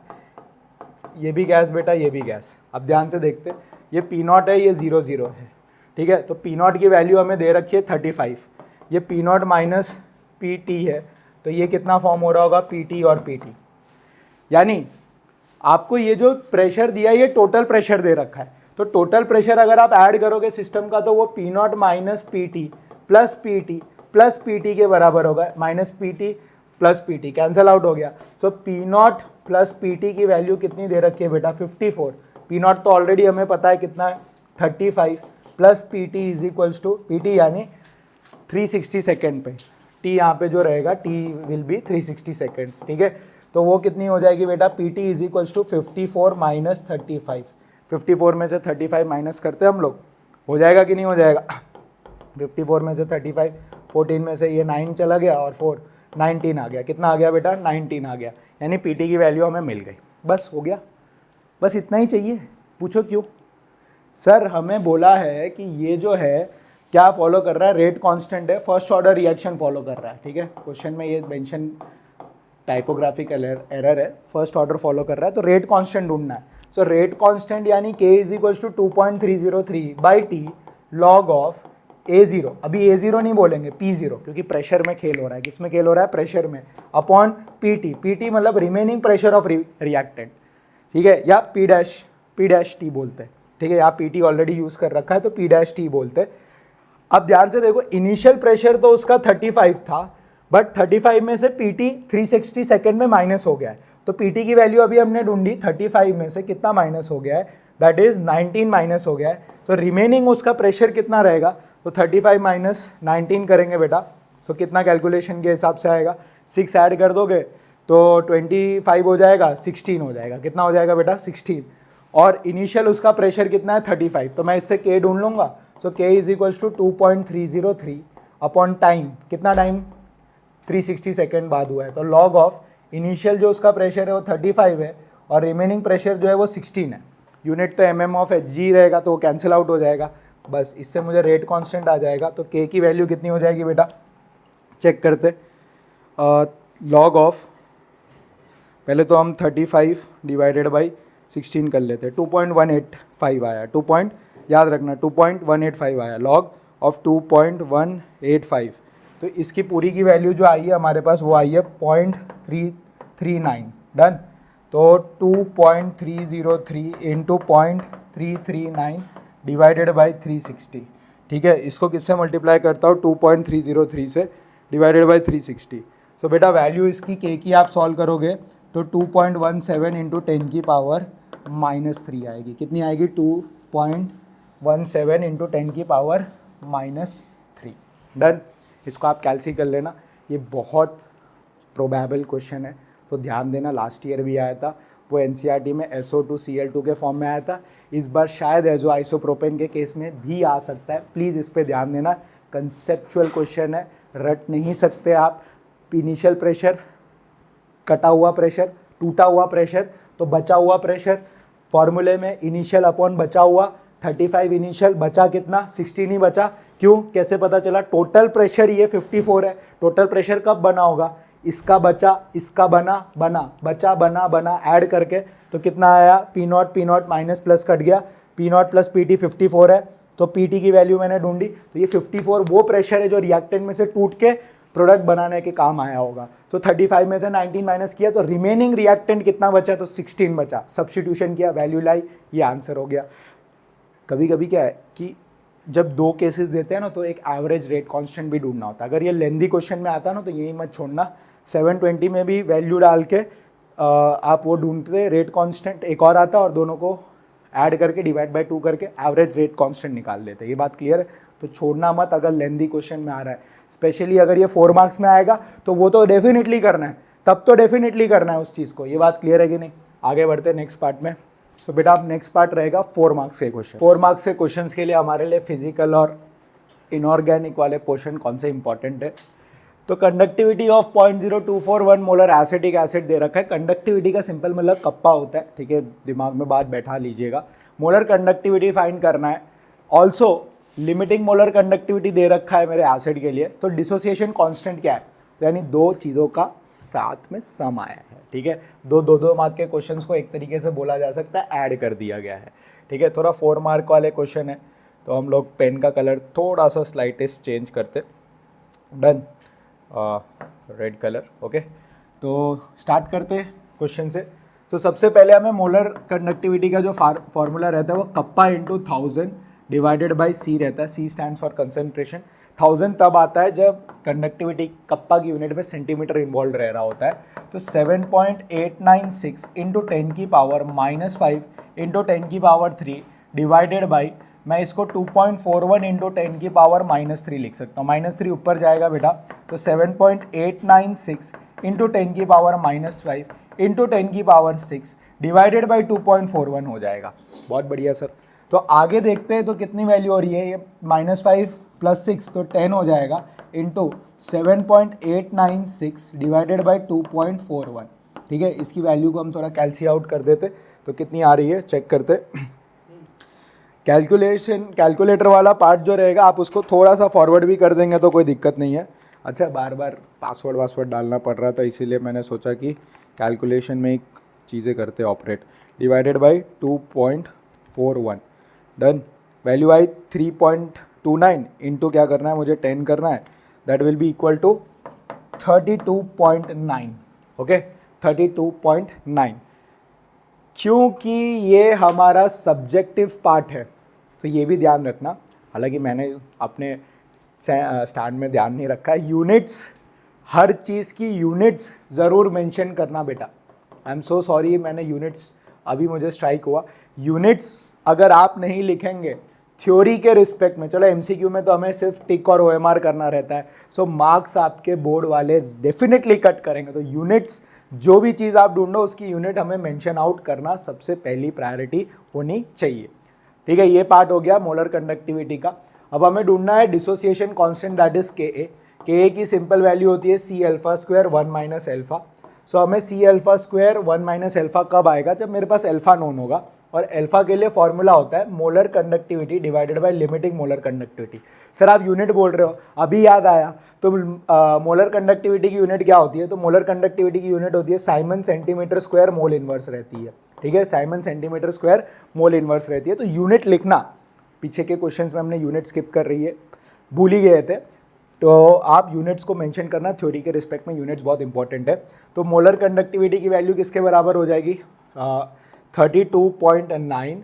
ठीक है, डिवाइडेड बाई वैल्यू कितनी दे रखी है 390.5। तो बेटा इसको हम सॉल्व करेंगे तो इसकी वैल्यू कितनी आ रही होगी exactly 32.9 divided by 390.5। Okay, so the value alpha जो आएगा वो आएगा एग्जैक्टली 0.084। एल्फा की वैल्यू कितनी आ गई बेटा 0.084। अब मैं एल्फा को सब्स्टिट्यूट करता हूँ इक्विलिब्रियम कांस्टेंट में। सो के इज इक्वल्स टू सी की वैल्यू जो है हमारे पास वो कॉन्सेंट्रेशन दे रखा है 2.41 इंटू 10 की पावर -3 इंटू मैं इसको लिख सकता हूँ 8.4 का होल स्क्वायर एल्फा स्क्वायर को, और इधर लिख सकता हूँ नीचे 1 माइनस 0.084। डन। तो अब इसको थोड़ा सॉल्व करते हैं हम लोग। 8.4 इंटू 10 की पावर -2 है तो 10 की पावर -2 का भी होल स्क्वायर करना पड़ेगा। ठीक है, -2 लिया है तो कैलकुलेशन थोड़ा सा है इसमें। 8.41 इंटू 8.4 का होल स्क्वायर, पावर को पहले ही सेटल कर दो। -2 मतलब ये 10 की पावर कितना बन गया बेटा, -3 में ऐड हो जाएगा -4 तो -7 बन गया, डिवाइडेड बाई 1 माइनस, मैं इसको 1 में से पॉइंट, कैलकुलेशन को आप थोड़ा सा फॉरवर्ड कर सकते हो। ठीक है, अगर मैं गलत रहूँगा तब आप मुझे कमेंट में उस चीज़ को आप मेंशन आउट कर सकते हो। सो एक कैलकुलेशन देखते हैं तो 8.4 इंटू 8.4, ये 10 की पावर -7 को हम बाद में सेटल करेंगे, इंटू 2.41। सो ये ऊपर वाले की वैल्यू जो आई है वो 170.0496 आई है, 10 की पावर -7 एज इट इज़। नीचे वाले का अगर आप माइनस करते हुए देख रहे होगे सो ये 0.9 और मतलब 1 में से मैं माइनस ही कर देता हूँ 0.084। सो वैल्यू कितनी आई 0.916, तो 0.916 से डिवाइड करते हैं। सो फाइनल आंसर बेटा आप कैलकुलेशन की तरफ आप आगे बढ़ा सकते हो, थोड़ा सा फास्ट कर सकते हो आप अपने टाइम वॉच को। ठीक है, 0.916, तो वैल्यू आ गई मेरे पास 185.64 इंटू 10 की पावर -7। अब सिंगल डेसिमल में कन्वर्ट करना है, सो ये 185 को मैं इंटू 10 की पावर 2 कर देता हूँ, तो ये 1.85, अगर मैंने 10 की पावर 2 रखा है तो -7 और 10 की पावर +2, तो 10 की पावर कितना हो जाएगा -5। ये मेरा के ए हो जाएगा, that is dissociation constant for the given acid. ठीक है, नेक्स्ट क्वेश्चन देखते हैं। Calculate the depression in freezing point of water when 10 gram of chloro acetic acid है, क्लोरो तो है बट एसिटिक एसिड नहीं है, 1 2 3 4 क्लोरोब्यूटेनोइक एसिड है, is added to 250 gram of water. K दे रखा है, के एफ दे रखा है। ठीक है, डिप्रेशन इन फ्रीजिंग पॉइंट ढूंढना है, यानी सिंपली हमें डेल्टा टी एफ ढूंढना है। तो डेल्टा टी एफ किसके बराबर होता है बेटा, आई into K F into molality. Molality का जो फॉर्मूला फर्दर रहता है वो moles of solute divided by weight of solvent रहता है। तो जो मेरा वेट ऑफ सॉल्वेंट रहेगा, अगर वो ग्राम में मेंशनड आउट रहेगा तो मैं उसको किससे मल्टीप्लाई कर दूंगा, 1000 से। सो मैं पहला स्टेप यही करता हूँ कि फटाफट मोलैलिटी ढूंढ ही लेता हूँ। सबसे पहले तो मोल्स ढूंढने के लिए कितने कार्बन है, तो 1 2 3 4 कार्बन है, तो 12 इंटू 4 करना है। हाइड्रोजन का काउंट देखेंगे तो 3 2 1 और 1, 3 2 5 5 और 1 6 6 और 1 7, ठीक है, ये हो गया। ऑक्सीजन मेरे पास 2 है तो 32 का सम हो जाएगा, और क्लोरीन का मास होता है 35.5, ठीक है। सो ये कुछ कैलकुलेशन बनी ऐसी। 12 इंटू 4 48 हो जाएगा, प्लस 7 प्लस 32 प्लस 35.5, ये उसका कंप्लीट मॉलिक्यूलर मास हो जाएगा। कैलकुलेशन पार्ट को आप थोड़ा सा आगे कर सकते हैं फॉरवर्ड के फॉर्म में, तो कोई दिक्कत नहीं है, मुझे बिल्कुल बुरा नहीं लगेगा, मैं बार बार रिपीट कर रहा हूँ, क्योंकि अभी हमें टाइम सेव करना है, हमें फाइनल आंसर और प्रोसेस से लेना देना है। सो 122.5 ग्राम आया, ग्राम पर मोल इसका मॉलिक्यूलर मास आएगा, ठीक है। अब मोल्स ढूंढने की बारी आएगी, तो मोल्स हो जाएंगे, गिवन वेट 10 है और हमने 122.5 कैलकुलेट किया है। सो 10 डिवाइडेड बाई 122.5, इसकी वैल्यू जो आ रही है वो आ रही है 0.081 इंटू, मैं 1000 इसी में कर लेता हूँ, इंटू 1000, ठीक है। और फिर उसको मैं किससे डिवाइड कर लेता हूँ बेटा, वेट ऑफ सॉल्वेंट कितना दे रखा है, 250 ग्राम, ठीक है, 250 ग्राम दे रखा है, तो डिवाइडेड बाई 250, डन। तो फाइनल वैल्यू जो मोल्स की आई है वो आई है 0.326, ये हमारे मोल्स ऑफ मोलैलिटी हो गई, नॉट मोल्स, मोलैलिटी हो गई, ठीक है। ये कंप्लीट हमारा मोलैलिटी का कैलकुलेशन हो गया। आगे देखते, KF की वैल्यू हमें ऑलरेडी दे रखी है, 1.86 रहता है, नहीं भी दी रहती है तो याद रखना वाटर के लिए KF 1.86 रहता है। मुद्दा आई ढूंढने का आई, देखो ये टाइप का क्वेश्चन NCERT में है, डायरेक्ट NCERT का ही क्वेश्चन हमने पिक करा है। सो आई हम कैसे कैलकुलेट करते हैं, सो आई के लिए जो डायरेक्ट रिलेशन रहता है डिसोसिएशन के 1 प्लस n-1 एल्फा, हमें पता है एसिटिक एसिड 2 आयंस में टूटते हैं, तो n जो होता है वो नंबर ऑफ आयंस डिसोसिएटेड बताता है। So I is equals to 1 plus alpha रखते हैं। अब हम एल्फा ढूंढ सकते हैं, गिवन दैट K आपको पता हो। सो K की वैल्यू जो रहती है वो अभी हम यूज़ कर रहे थे, C alpha square 1 minus alpha. जब मैं सॉल्यूशन में आऊँगा तो मैं 1 माइनस एल्फा में फंसूंगा नहीं, क्योंकि फिर वो क्वाड्रेटिक बन जाएगी और हमें minus B plus minus under root B square minus 4ac use नहीं करना होगा। तब मैं 1 माइनस एल्फा को 1 अज्यूम करके एल्फा को अंडर रूट k/c करके ढूंढ सकता हूँ, ठीक है, अंडर रूट k/c करके ढूंढ सकता हूँ। और आपको एक बात याद रखनी है कि मोलैलिटी और मोलारिटी सॉल्यूशन के केस में सेम ही रहती है। क्यों? क्योंकि जो भी सॉल्यूट ऐड करते हैं वो सॉलिड स्टेट में रहता है। सो वेट ऑफ सॉल्वेंट और वॉल्यूम ऑफ सॉल्यूशन दोनों सेम रहता है, क्योंकि वाटर है और वाटर की डेंसिटी 1 ग्राम पर ml रहती है। सो जो वेट ऑफ सॉल्वेंट है वो अल्टीमेटली वॉल्यूम ऑफ सॉल्यूशन है। तो सॉल्यूशन चैप्टर के अंदर मोलालिटी और मोलारिटी आप सेम अज्यूम कर सकते हो एकदम फ्रीली, इसीलिए मैंने पहले ही आपके लिए मोलालिटी ढूंढ ली। तो मोलालिटी की वैल्यू 0.326 आई। तो अब इसको मैं सॉल्व करता हूँ, alpha is equals to under root K की वैल्यू आप देख सकते हैं, तो 1.4 इंटू 10 की पावर -3 डिवाइडेड बाई 0.32326 हो जाएगा, ठीक है। थोड़ी पावर अगर मैं चाहूँ तो इसको मैं इवन रख सकता हूँ। इवन कैसे रखूँगा, into 10 divided by 10, divided by 10 ऊपर चला जाएगा तो 10 की पावर -4 हो जाएगा, और ये 14 हो जाएगा, 1.4 14 हो जाएगा, और ये 0.326 हो जाएगा, ठीक है बेटा। सो अब मैं डिवाइड कर रहा हूँ 14 डिवाइडेड बाई 0.326, तो वैल्यू कितनी आई 42.9। वैल्यू कितनी आई बेटा एल्फा की 42.9। तो मैं यहाँ पे फर्दर कैलकुलेशन कंटिन्यू करता हूँ, अंडर रूट 42.9 इंटू 10 की पावर -4, -4 का रूट निकालेंगे तो -2 हो जाएगा, और आप सिमिलरली अंडर रूट 42.9, ठीक है, अंडर रूट, तो वैल्यू आती है 6.54। एल्फा विल बी 6.54 इंटू 10 की पावर -2। अब मैं एल्फा इसका कैलकुलेशन करूँगा तो एल्फा की वैल्यू हो जाएगी 0.0654। This will be our final alpha. एक बार एल्फा आ गया तो 1 प्लस एल्फा सब्सटीट्यूट करेंगे, so I will be equal to 1 plus 0.0654, that is 1.0654, done. तो ये हमारा आई आ गया van't Hoff factor. Van't Hoff factor को यहाँ सब्सटीट्यूट करते हैं, फाइनली 1.0654। बच्चे ऐसे टाइप के क्वेश्चंस में डर जाते हैं, डरने की कोई बात नहीं है, बहुत सिस्टमैटिक वे में हमें सॉल्व करते जाना है। आप पैरेलल डिवीजन रख के साइड में इस चीज़ को आप अप्लाई करके पहले एल्फा ढूंढे। एल्फा के लिए डिसोसिएशन के लिए डायरेक्ट फार्मूला होता है I is equals to 1 plus n minus alpha. Number of ions 2 है तो एन की वैल्यू 2 है, 2 में से 1 जाएगा 1 एल्फा, 1 प्लस एल्फा सब्सटीट्यूशन करा तो ये प्रॉपरली आंसर आ गया 1.0654 इंटू 1.86, ठीक है, इंटू 0.326। सो फाइनल आंसर जो हमारा आया वो आया बेटा 0.646। ये मेरा डेल्टा टी एफ है। और डेल्टा टी एफ को मैथमेटिकली मतलब वर्ड्स के फॉर्म में हम लोग यही बोलते हैं डिप्रेशन इन फ्रीजिंग पॉइंट। क्यों? क्योंकि डेल्टा टी एफ जो रहता है वो T not minus T S के फॉर्म में रहता है। So this is only known as depression in freezing point. और इसका जो यूनिट रहेगा वो केल्विन में रहेगा। सो हमारा फाइनल आंसर हो जाएगा 0.646। ठीक है, आगे बढ़ते हैं नेक्स्ट क्वेश्चन पे। तो बेटा 16 क्वेश्चन देखते हैं। 19.5 ग्राम ऑफ फ्लोरोएसिटिक एसिड दे रखा है, इज डिजॉल्व सिमिलर टू 15 ही है बट थोड़ा सा डिफरेंट है। डिप्रेशन इन फ्रीजिंग पॉइंट हमें ऑलरेडी दे रखा है delta T F 1 degree Celsius. देखो सेल्सियस में हो या केल्विन में हो डिफरेंस सेम ही रहता है। ठीक है, उसमें टेंशन नहीं लेने के। Calculate went Hoff factor and dissociation constant, यहाँ पे भी दो चीज़ें ढूंढनी है। सो पहले मेरा फॉर्मूला क्या यूज़ होगा, तो delta T F is equals to I into K F into molality freezing. तो वाटर का के एफ हमें पता होना चाहिए 1.86 वैल्यू रहती है। ठीक है, अब मैं आई तो हमें नहीं पता, तो दैट इज़ 1.86। मोलैलिटी हमें सेम फार्मूला यूज़ करना है एज मैंशनड बिफोर, तो 19.5 है, ये उसका गिवन वेट है। अगर आप मॉलिक्यूलर मास ढूंढोगे तो कार्बन एग्जैक्टली 2 है, तो 2 इंटू 12 कर देते हैं। हाइड्रोजन 3 है, फ्लोरीन का मास 19 होता है और ऑक्सीजन 32 हो जाएगा। तो 12 टू 24 हो गया, 24 प्लस 3 करेंगे तो 27 हो गया, 27 प्लस 19 करेंगे तो ये कितना हो गया बेटा 46 प्लस 32 करेंगे तो 78 हो जाएगा।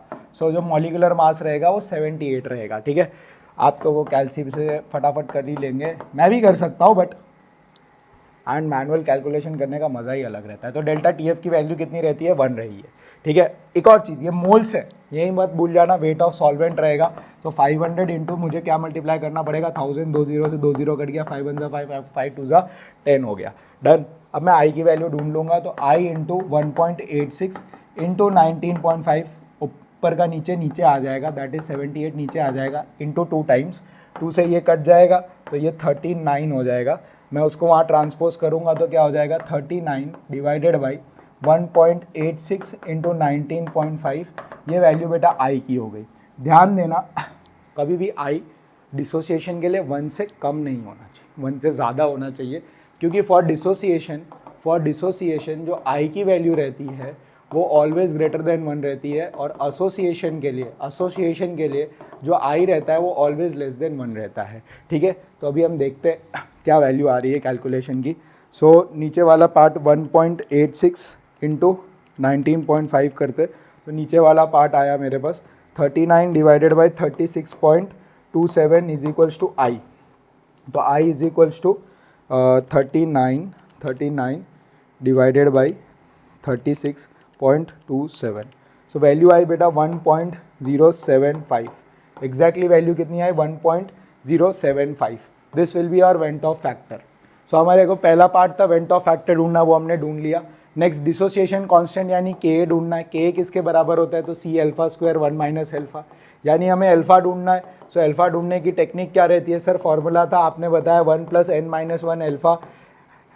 एसिटिक एसिड की कोई भी फैमिली का मेंबर होगा, नंबर ऑफ आयंस 2 में ही जा रहा होगा। So I is equals to 1 plus alpha हो गया, so alpha is equals to I minus 1 हो गया। सो आई 1.075 माइनस 1 करेंगे तो 0.075 विल बी अल्फा। अल्फा की वैल्यू कितनी हो जाएगी बेटा 0.075। अब मैं सब्स्टिट्यूशन करता हूँ तो के इज इक्वल्स टू सी। अभी मैंने आपको बताया था कंसंट्रेशन और मोलालिटी सॉल्यूशन चैप्टर में सेम ही रहती है, सो हमें कंसंट्रेशन ढूंढना ही पड़ा फाइनली। तो 19.5 divided by 78 into 500 into 1000, this will be our this was our molality and this will be our concentration 2। सो 19.5 का 2 गुना करेंगे, 19.5 इंटू 2 टाइम्स करेंगे तो 39 डिवाइडेड बाई 78 करेंगे, 39 डिवाइडेड बाई 78 करेंगे तो 0.5 वैल्यू आ गई। तो 0.5 हमारा मोलालिटी या मोलारिटी दोनों बात बोलो सेम ही रहेगा। 0.5 को मैं 1/2 के फॉर्म में एक्सप्रेस कर सकता हूँ, 0.5 ही रहने देते। 0.075 का whole square minus 1 minus 0.075। So value जो रहेगी वो क्या रहेगी 0.5 इंटू 7.5 का स्क्वायर इंटू 10 की पावर माइनस 2 का स्क्वायर।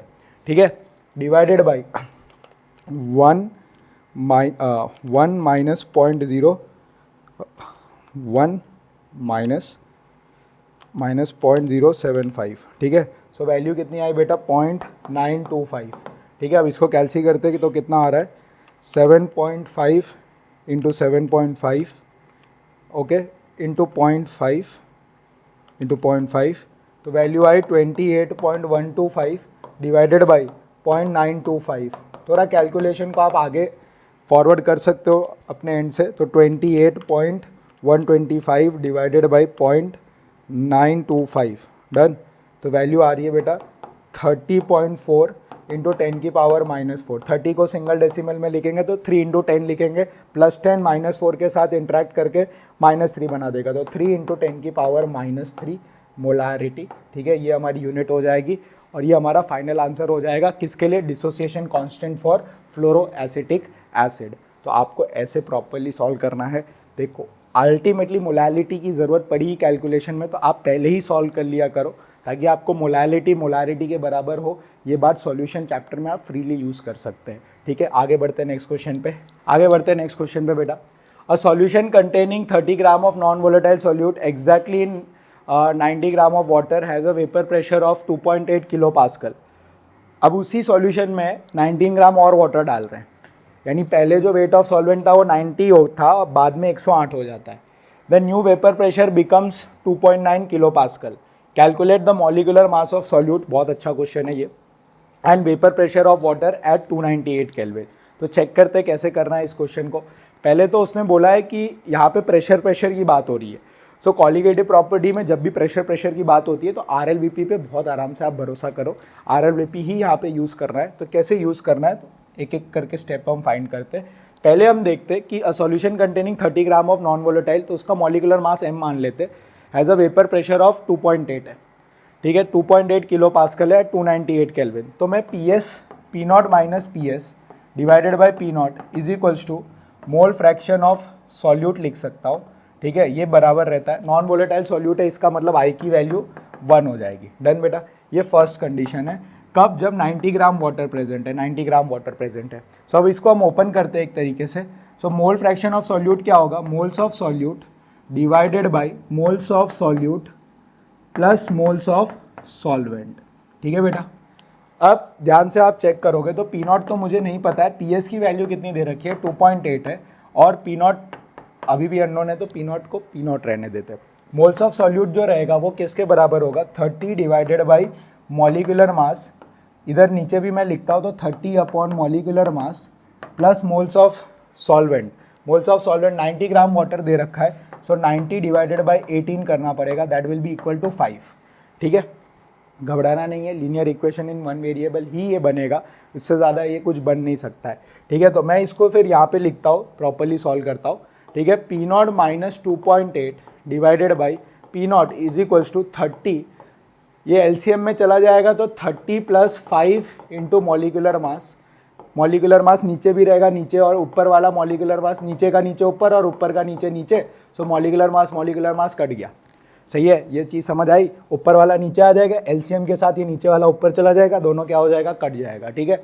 अब मुझे सिंपल वैल्यूज़ को सब्स्टिट्यूट करना है, तो ये मेरी फर्स्ट इक्वेशन बनी। डन। आप क्या कर सकते हो बहुत सिंपल वे में, इसका वो ले लो 1 माइनस 2.8 डिवाइडेड बाई, या इसको ऐसे ही रहने देते, कोई दिक्कत नहीं है, नेक्स्ट केस में हम इसको यूज़ कर लेंगे। फिर क्या बोला है उसमें, फर्दर 18 ग्राम, ये केस 1 है, केस 2 में 18 ग्राम वाटर ऐड किया है, तो new vapour pressure 2.9 kilo pascal हो गया।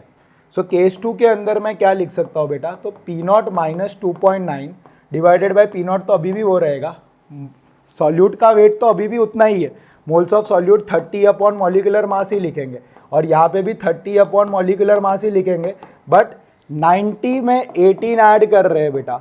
सो 19 में 18 ऐड कर रहे हैं तो 108 है, और 108 को 18 से डिवाइड कर रहे हैं तो 6 आ जा रहा है। सो मैं यहाँ पे लिखूंगा P0 minus 2.9 upon P0 is equals to 30 upon 30 plus 6 molecular mass. कहानी वही है, mm मतलब मॉलिकुलर मास ऊपर नीचे कट गया। डन बेटा, बहुत सिंपल था, ये मेरी सेकेंड इक्वेशन बनी। अब थोड़ा सा हमें एक स्लाइड ऐड करनी पड़ेगी प्रॉपरली कैलकुलेट करने के लिए, ठीक है। तो ये हमने स्लाइड ऐड कर दी, एक स्लाइड ऐड करी हमने पीछे से, तो ये देखो, तो पहली इक्वेशन क्या बनी बेटा, P0 minus 2.8 divided by P0 is equals to 30 divided by मैं यहाँ पे क्या लिखा था 30 प्लस 5 एम ही लिखते हैं, मॉलिकुलर मास को एम के तरह रिप्रेजेंट करते हैं। ये फर्स्ट इक्वेशन हो गई। P minus 2.9 upon P naught is equals to 30 upon 30 plus 6 M हो गया। ये मेरी सेकेंड इक्वेशन हो गई बेटा। डन। ये दो इक्वेशन हमने फॉर्म कर दी। अब मुझे इसकी वैल्यूज़ को कैलकुलेट करना है, तो बहुत सिंपल है, आप आइदर ऑफ द वे में कोई एक वेरिएबल को सब्स्टिट्यूट करो। ये फर्स्ट इक्वेशन है, ये सेकंड इक्वेशन है। मेरा पर्सनल एस्पेक्ट रहेगा कि आप दोनों को डिवाइड कर दो।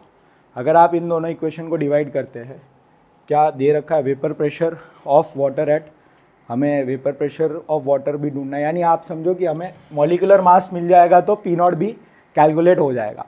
ठीक है, तो कैसे सब्स्टिट्यूशन करेंगे, डिवाइड करने पे तो पी नॉट रह जाएगा, तो मैं इसको सॉल्व करता हूँ।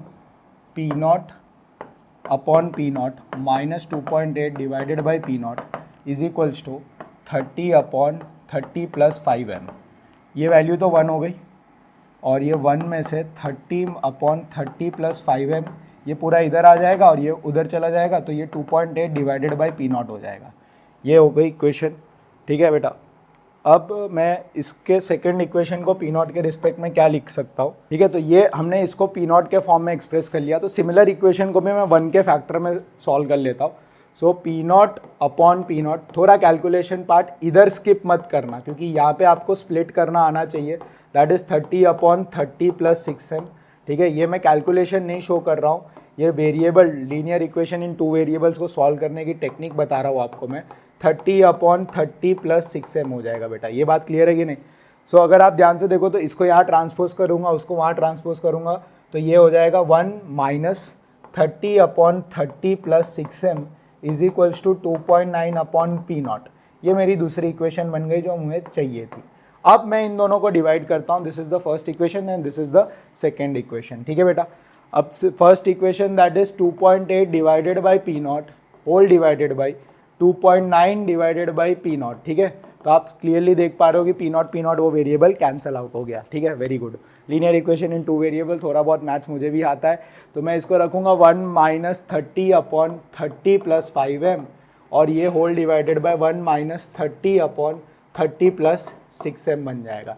ठीक है बेटा, इसको अब सॉल्व करेंगे तो 2.8 divided by 2.9 that will be equal to 30 plus 5 M minus 30। 5 M से 30 से 30 कैंसिल आउट हो गया, और नीचे वाला अगर आप ध्यान से देखोगे तो 30 प्लस 6 एम माइनस 30, तो 30 से 30 ये भी कैंसिल हो गया।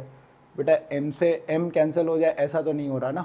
नहीं हो रहा सर। क्यों नहीं हो रहा है? क्योंकि ये तो एलसीएम लिया आपने। 30 अपॉन 6 एम ऊपर चला जाएगा और 30 अपॉन 5 एम नीचे आ जाएगा। डन। थोड़ा लेंदी जा रहा है, बट इसी तरीके से ही कैलकुलेशन का वैल्यू आएगा। कैसे सॉल्व? ये हो जाएगा 5 एम 30 प्लस 6 एम, और ये हो जाएगा बेटा 30 plus 5 M into 6 M. M से एम कट कैंसिल आउट हो गया। ठीक है, एम तो कट गया, मतलब लीनियर इक्वेशन इन 1 वेरिएबल ही रहा, तो 2.8 डिवाइडेड बाई 2.9 है। ठीक है, थोड़ा सा कैलकुलेटिव है आई नो, पर आ सकता है। ठीक है, 2.8 डिवाइडेड बाई 2.9, तो वैल्यू कितनी आई बेटा इसकी? 0.9655 इज इक्वल्स टू, मैं यहाँ पे क्या लिख सकता हूँ, 5/6 है, और ये 30 प्लस 6 एम है, और ये 30 प्लस 5 एम है। डन। ये हो गया कैलकुलेटिव पार्ट। मैं पूरे इस चीज़ को उधर क्रॉस मल्टीप्लाई करता हूँ तो कितनी वैल्यू बन जाएगी बेटा? पहले इसको पूरा सॉल्व कर लेते हैं। 5 अंदर लेता हूँ, so 150 plus 6 5 30 M upon 180 plus 6 5 30 M हो गया। ठीक है बेटा, ये उधर जाएगा 0.9655 से मल्टीप्लाई होने, सो 0.9655 से मैं 180 का मल्टीप्लिकेशन करता हूँ, सो वैल्यू आ गई 173.8 इज इक्वल्स टू, नहीं इक्वल्स टू नहीं आएगा, यहाँ प्लस आ जाएगा। ठीक है, एक और स्लाइड ऐड कर देते तो क्या थोड़ा सा कैलकुलेशन अच्छी दिखी है, लेंदी है, बट हमें जुड़े रहना है, देखना है कि कैलकुलेशन ऐसे भी आ सकते हैं। सो यहाँ पे हमें थोड़ा सा प्रिसाइज होना पड़ेगा। अभी तो सोचो हम लोग सिर्फ मॉलिकुलर मास ही ढूंढ रहे हैं, और ये आपकी एनसीईआरटी का ही क्वेश्चन है, कहीं बाहर से तो लेके नहीं आए हम लोग। ठीक है, इसको किससे मल्टीप्लाई करना है बेटा? 180 प्लस 30 एम से, और वो किसके बराबर है? 150 प्लस 30 एम। ठीक है। तो इसको कैलसी करते हैं, तो इसकी वैल्यू आई थी 173.79 और 30 इंटू 0.9655, तो वैल्यू कितनी आई बेटा, ये 28.96, ठीक है। ये 150 और ये 30 एम हो गया। तो आपको समझ आ रहा है, ये इधर जाएगा वो उधर जाएगा, तो 30 एम में से ये एम रहेगा, मैं कितना माइनस कर दूंगा, 28.96 एम माइनस कर दूंगा, ठीक है। तो 30 में से माइनस कितना करना है, 28.96, वैल्यू कितनी आ गई, 1.04 एम, ओके। और यहाँ पे मैं 173.79 में से कितना माइनस कर दूंगा, 150, तो वैल्यू कितनी आ गई बेटा, 23.79। सो एम ढूंढना है तो 23.74 को, ये कुछ नहीं है बेटा, डिवाइडेड बाय 1.04 करना पड़ेगा, डिवाइडेड बाय 1.04। सो वैल्यू कितनी आ गई बेटा मॉलिक्यूलर मास की, 22.875, यानी अप्रॉक्सीमेटली 23 के बराबर आ गई। मॉलिक्यूलर मास कितना हो जाएगा सॉल्यूट का, 23, ठीक है। नेक्स्ट आगे जो पार्ट है वो देखते हैं, ये बहुत लेंदी हो गया। वेपर प्रेशर ढूंढना है, तो वेपर प्रेशर ढूंढना है तो किसी भी एक केस में आप वैल्यू को सब्स्टिट्यूट कर दो तो आपको वेपर प्रेशर मिल जाएगा।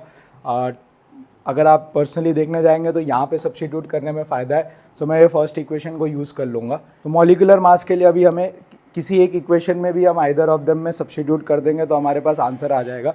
सो मैं ये फर्स्ट वाली इक्वेशन ही यूज़ कर लेता हूँ। मैं यहाँ पे क्रॉस मल्टीप्लाई करूँगा m के साथ, m की वैल्यू मुझे पता ही चल गई है तो कितनी है। सो इसको रीराइट करके क्या लिखा जा सकता है बेटा, 5m, ठीक है, divided by 30 + 5m is equals to 2.8 divided by P0। Done, ये लिखा जा सकता है। इसको क्लोज कर देते हैं हम लोग। तो इसी चीज़ को अभी हम यूज़ करते हैं, 5m याद रखना ये चीज़। डन, आगे बढ़ते।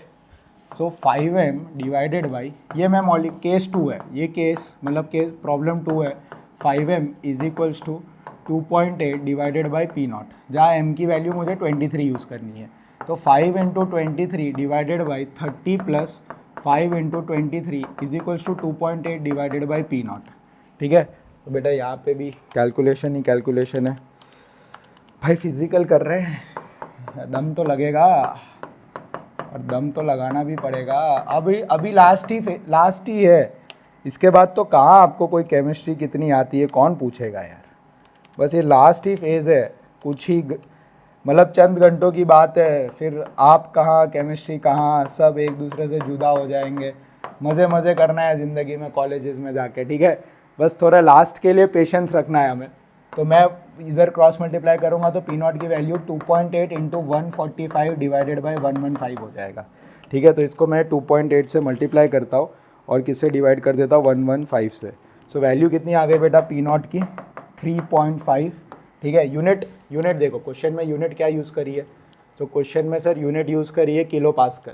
सो फाइनल आंसर की यूनिट क्या हो जाएगी, किलो पास्कल, ठीक है। थ्योरेटिकल पोर्शन में प्लीज़ यूनिट लिखना मत भूलना। तो फाइनल आंसर हो जाएगा 3.5 किलो पास्कल। थोड़ा कैलकुलेटिव था आई नो, बट मज़ा आया होगा आपको, कुछ नया सीखने को मिलेगा मैथ्स की। थोड़ा सा सब्स्टिट्यूशन मेथड से हटके हमने इसको सॉल्व करा, बट वेल एंड गुड था। नेक्स्ट क्वेश्चन पे बढ़ते हैं। नेक्स्ट क्वेश्चन देखते हैं 18। The time required for 10% completion of a first order reaction at 298 kelvin is equal to the time required for its 25% completion at 308। देखा है ना ये क्वेश्चन, एनसीईआरटी का ही है। If the value of A Arrhenius constant दे रखा है, कैलकुलेट के एट 318 केल्विन और एक्टिवेशन एनर्जी ढूंढना है। तो पहले हमें एक्टिवेशन एनर्जी मिलेगा, फिर जाके हमें के मिलेगा। हमें वो लीनियर इक्वेशन में सॉल्व करके उसे ढूंढना होगा। बहुत सिंपल है, दो अलग अलग टेम्परेचर्स पे आपको रेट कांस्टेंट दे रखे, टाइम रिक्वायर्ड फॉर कंप्लीशन मतलब टाइम सेम है। तो देखो कैसे हमें यूज़ करना है, फर्स्ट ऑर्डर रिएक्शन ही है। तो K is equals to K at 298 kelvin is equals to 2.303 by T is equals to log A0/AT है, ठीक है बेटा।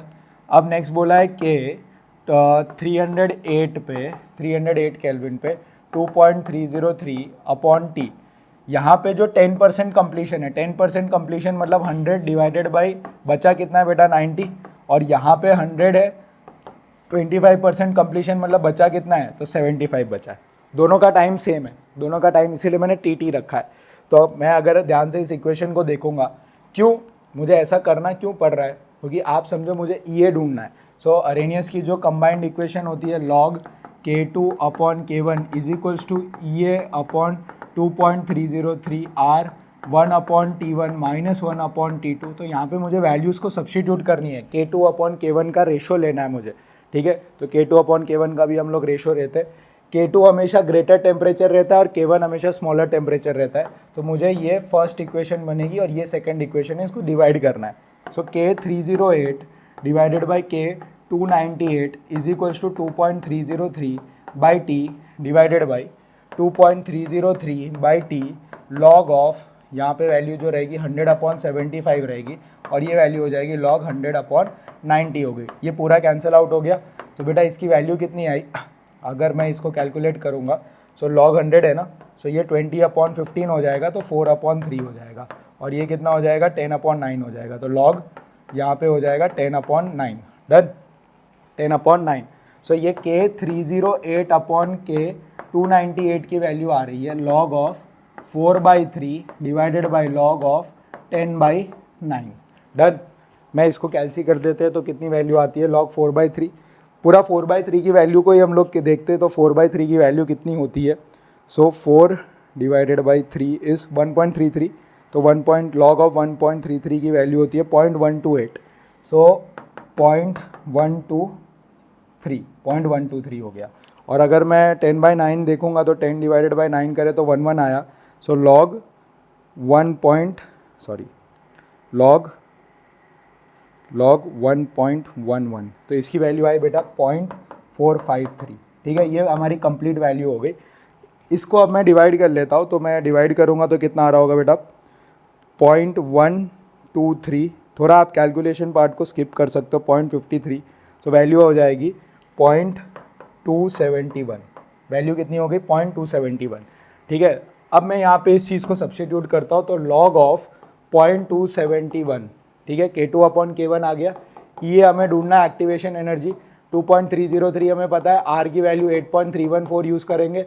छोटा टेम्परेचर जो है वो 298 है, बड़ा टेम्परेचर जो है वो 308 है, T2 की वैल्यू। डन, ठीक है। तो अब इसको सॉल्व करते बेटा, मैं यहाँ पे एलसीएम ले लेता हूँ। तो 308 माइनस 298 डिवाइडेड बाई, अगर मैं वैल्यू कैलकुलेट करता हूँ तो इसकी वैल्यू कितनी आ रही है।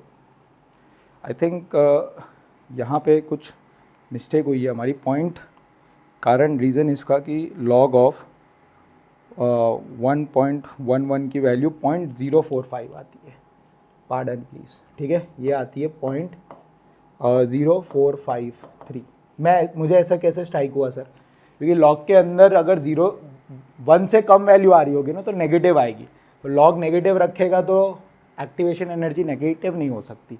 ठीक है, तो ये वैल्यू जो रहेगी, क्योंकि ये 1.111 आया, ठीक है। सो वैल्यू हम कैलकुलेशन करेंगे तो कितना हो जाएगा 0.123 डिवाइडेड बाई 0.0453। हाँ, तो ये अब सही आया 2.71। कितना आएगा बेटा 2.71। अब थोड़ा डाइजेस्टेबल है, 2.71 लॉग निकालना है। तो यहाँ पे मैं नीचे 298 इंटू 308 कर दूंगा, ठीक है। तो कैलसी करते, तो 298 इंटू 308, जो वैल्यू आई नीचे वाली वो आई 91784 और ऊपर 10 बचा, और ये अपॉन 2.303। अगर कोई फिजिकल केमिस्ट्री की प्रैक्टिस कर रहा है सो ये वीडियो को पैरेलली ओपन करके वो देख के आराम से प्रैक्टिस कर सकता है। सो लॉग ऑफ, यहाँ पे मैं थोड़ा सा डाइवर्सिफिकेशन रख देता हूँ। लॉग ऑफ कितनी वैल्यू है, लॉग ऑफ 2.71। सो ये हो जाएगा लॉग ऑफ 2.71 की वैल्यू आ जाएगी 0.432। डन, ठीक है, थोड़ा हौच पौच हो गया, आई कैन अंडरस्टैंड, इसीलिए हम नेक्स्ट स्लाइड पे जाते हैं। तो लॉग ऑफ 0.4 कितना आ रहा है बेटा 0.432 is equals to EA upon 2.303। R की वैल्यू 8.314 हो गया, और यहाँ ऊपर 10 है और नीचे किससे मल्टीप्लाई करा गया है, नीचे जो मल्टीप्लिकेशन है वो है 91784। ठीक है, 91784 नंबर जैसा लग रहा है किसी का, ठीक है। तो एक्टिवेशन एनर्जी की जो वैल्यू हो जाएगी वो हो जाएगी 0.432 इंटू 2.303 इंटू 8.314, 91784 डिवाइडेड बाई कितना हो जाएगा 10 हो जाएगा। ठीक है, इसको कैलसी करते हैं हम लोग, तो वैल्यू कितनी आ रही है, ठीक है, 0.432 इंटू 2.303 इंटू 8.314 इंटू कितना दे रखा है 91784 इक्वल्स टू, ठीक है, और डिवाइडेड बाई क्या करना है बेटा 10 करना है। तो वैल्यू कितनी आई, ई की एक्टिवेशन एनर्जी की वैल्यू आई 75,919, ठीक है, 0.73, ठीक है, जूल। ये जूल में आई है बेटा, ध्यान रखना, जूल में हमने कैलकुलेट किया है क्योंकि आर हमने 8.314 यूज़ किया है। सो इसको किलो जूल में करोगे तो 75.919, ठीक है, किलो जूल मोल इन्वर्स हो जाएगा, मोल इन्वर्स हो जाएगा। This will B activation energy, या आप क्लोजली 76 भी मान सकते हो, 76 किलो जूल मोल इन्वर्स। ये मेरा एक्टिवेशन एनर्जी हो गया, ठीक है सर, मज़ा आ गया। लेंदी है, जा रहा है 4 मार्क में, लेंदी है ही, 10 सेकंड का बढ़ाते जाओ यार। जहाँ आपको लग रहा है कि कैलकुलेशन मुझे देखने की ज़रूरत नहीं है, बट देखोगे तो पता चलेगा कि हमारी स्टेप्स कहाँ पे गलती हो सकती है, ठीक है। ये देखो, फिर अभी हमें क्या ढूंढना है, हमने ये तो ढूंढ लिया, अब मुझे 308 पे के ढूंढना है, रेट कांस्टेंट। तो हमारा बस बहुत सिंपल सा मेथड रहता है बेटा, क्या करना रहता है, so log K is equals to log A minus E A upon 2.303 R T, ठीक है, minus E A upon 2.303 R T, ठीक है। मुझे 318 केल्विन पे के की वैल्यू ढूंढनी है। तो लॉग ए की वैल्यू मेरे पास दे रखी है 4 इंटू 10 की पावर 10 दे रखी है बेटा। तो लॉग 4 इंटू 10 की पावर 10 माइनस ई ए की वैल्यू अभी हमने ढूंढी, तो मैं इसको 76 ही लेके चलता हूँ इंटू 10 की पावर 3, और ये हो जाएगा 2.303 इंटू 8.314 इंटू 318, ठीक है। ये पूरे पार्ट को हमें सॉल्व करना है। तो पहले मैं डिनोमिनेटर देखता हूँ, 2.303 इंटू 8.314 इंटू 3, ठीक है, तो एक छोटा सा भी वो प्रेस एरर हो जाता है ना, तो गलती हो जाती है। 2.303 इंटू 8.314 इंटू 318, कितनी वैल्यू आई बेटा, तो नीचे डिनोमिनेटर में वैल्यू आई 6088.79, ठीक है, और ऊपर मैं कितने ज़ीरो उधार ले लेता हूँ, 2 ज़ीरो उधार ले लेता हूँ, 1 ज़ीरो 10 को अलग से रख देता हूँ। सो वैल्यू कितनी हो जाएगी 7600 डिवाइडेड बाई 6088.79, ठीक है। सो एग्जैक्ट वैल्यू आई, ये इक्वल टू नहीं आएगा यहाँ पे, लॉग ऑफ 4 इंटू 10 की पावर 10 यहाँ माइनस आ गया। सो वैल्यू कितनी आई 12.48 आ गई, ठीक है। ये 1 आपने अपनी कैलसी में देखा होगा तो 1.248 आ रहा था, 10 से मल्टीप्लाई कर देंगे तो 12.48 आ गया। सो लॉग, मैं ये लॉग के ढूंढ रहा हूँ बेटा, ये क्या कैलकुलेट हो रहा है, लॉग के कैलकुलेट हो रहा है, थोड़ा स्पेस रखते हैं, लॉग के कैलकुलेट हो रहा है, डन। तो इसको मैं सॉल्व करूँगा तो 10 की पावर ऐड हो जाएगा, तो लॉग 4 प्लस 10, तो 10 प्लस लॉग 4 माइनस 12.48, ठीक है। इसको मैं ऐसे लिख सकता हूँ, अगर मैं ध्यान से देखूँ, सो लॉग 4 की जो वैल्यू रहेगी वो रहेगी 0.602, और यहाँ पे मैं 10 ऐड कर रहा हूँ तो 10.602 माइनस 12.48, ठीक है बेटा। तो ये वैल्यू आ गई, तो अब मैं इसको माइनस कर दूंगा, तो माइनस करते तो इंटू 10 इसमें ऑलरेडी फिटेड है, तो मैं इसमें से क्या माइनस कर देता हूँ 10.602, तो वैल्यू कितनी आ जाएगी बेटा माइनस 1.879। ये किसके बराबर हो जाएगा, लॉग के बराबर हो जाएगा। ओके बेटा, डन। अभी हमारा के नहीं आया है, दिस इज़ लॉग के। तो लॉग से जब भी के ढूंढना होता है तो मुझे ये स्टेप लिखना पड़ेगा, calculating anti log. So log K is equals to minus 1.879। सो के की वैल्यू क्या हो जाएगी 10 की पावर माइनस 1.879। देखो माइनस में आपको डरने की ज़रूरत नहीं है, जैसे आपको अपने कैलसी में एंटी लॉग निकालना आता है वैसा ही करा करना। जो आंसर 10 की पावर 1.879 में आएगा ना, उसको 1 से डिवाइड कर देना, रेसिप्रोकल होता है, इसका मतलब सिंपल रेसिप्रोकल होता है, जैसे मैं अभी खुद भी करके दिखाता हूँ। तो 1/10 की पावर 1.879 ही रहेगा ये अल्टीमेटली, डन। तो देखते क्या आता है, कितनी वैल्यू रहती है बेटा 10 की पावर, एंटी लॉग हम कैलकुलेट करते। सो 10 की पावर 1.879, ठीक है, 75.68 आ रहा है बेटा। ये कितना आ रहा है 75.68, बट उसको 1 से डिवाइड करना है। सो मैं 1 से डिवाइड करूँगा, सो 1 डिवाइडेड बाई 75.68, तो वैल्यू आई 0.013। सो फाइनल के की जो वैल्यू है, जो रेट कांस्टेंट आया मेरे पास 318 केल्विन में 0.013, और यूनिट क्या हो जाएगी सेकेंड इनवर्स, क्योंकि फर्स्ट ऑर्डर के लिए रेट कांस्टेंट की यूनिट होती है सेकेंड इनवर्स। ये पूरा कैलकुलेशन एस्पेक्ट है। देखो नेगेटिव आया तो एक बार तो डर लग जाता है, नेगेटिव तो कैसे आ सकता है, बिल्कुल आ सकता है भाई, वो तो माइनस है ना, तो पावर में जाएगा तो रेसिप्रोकल बन सकता है, इसलिए डरना मना है, ठीक है। आगे बढ़ते नेक्स्ट क्वेश्चन पे। लेंदी है बट मज़ेदार है कि नहीं है, प्रैक्टिस ज़रूर कर लेना, ऐसे टाइप के आएंगे तो हमें दुख नहीं होना चाहिए कि सर हमने प्रैक्टिस से रह गए, करनी सारी है बट इसकी प्रैक्टिस ज़रूर करनी है, ठीक है। आगे बढ़ते नेक्स्ट पार्ट में। Sucrose decompose in an acid solution into glucose and fructose, हमें ये बात पता है, ठीक है। To for this is the first order reaction, ठीक है, इन्वर्जन ऑफ केन शुगर वाला केस रहता है। हाफ लाइफ 3 आवर्स दे रखी है। What fraction of sample of sucrose remain after 8 hours, बहुत सिंपल है, फ्रैक्शन ढूंढना है, रिमेनिंग मतलब बचा हुआ, फ्रैक्शन ढूंढना है यानी बचा हुआ with respect to initial into 100, fraction ही ढूंढना है तो 100 से मल्टीप्लाई नहीं करना है, परसेंटेज ढूंढना होता तो 100 से मल्टीप्लाई करना होता। सो सिंपल होता है log A0/80 2.303/t is equals to K. Inversion of cane sugar first order reaction follow कर रहा है, उसने सामने से हमें बोल रखा है कि हमें पता है, कैसे पता है, क्योंकि हाफ लाइफ दे रखा है। अब हाफ लाइफ हमें पता रहता है T half is equals to 0.693/k होता है, तो के इन्वर्सली क्या लिखा जा सकता है बेटा, 0.693/टी हाफ, टी हाफ की वैल्यू 3 आवर्स है, ठीक है, ओके। तो मैं इधर सब्स्टिट्यूशन करता हूँ, दोनों फॉर्मूले मेरे को जो पता है वो मैंने पहले मेंशन आउट कर लिए। So 0.693 divided by 3 is equals to 2.303, कितने टाइम बाद पूछ रहा है, 8 आवर्स बाद पूछ रहा है, A0/80 हो गया बेटा। मैंने अभी आपको बताया था कैलकुलेटिव पर्सपेक्ट में 2.303 इंटू लॉग 2 जो रहता है वो अल्टीमेटली 0.693 होता है, divided by 3 is equals to 2.303/8 log of A0/80। 2.303 cancel हो गया, ओके बेटा, ठीक है। आगे बढ़ते, लॉग मैं इसको log 2 into 8 divided by 3 is equals to log of A0/80 लिख देता हूँ, डन। log 2 की वैल्यू 0.301 इंटू 8/3 लिख देता हूँ बेटा, ठीक है। तो मैं इसको 0.3 ही मान लेता हूँ, 0.301 को थोड़ा कैलकुलेशन पर्सपेक्टिव से, इंटू 8/3, ठीक है। तो इंटू 10 डिवाइडेड बाई 10 कर देता हूँ, इंटू 10 उसे 3 बना देगा, तो इसके साथ वो कट जाएगा, तो 8/10 आ गया, 8/10 आ गया। This is equal to log A0/80, ठीक है। अब हमें पता है नेक्स्ट स्टेप में हमें करना क्या है बेटा, नेक्स्ट स्टेप में मुझे एंटी लॉग निकालना है। सो मैं लिख सकता हूँ log A0/80 is nothing but 8/10, okay.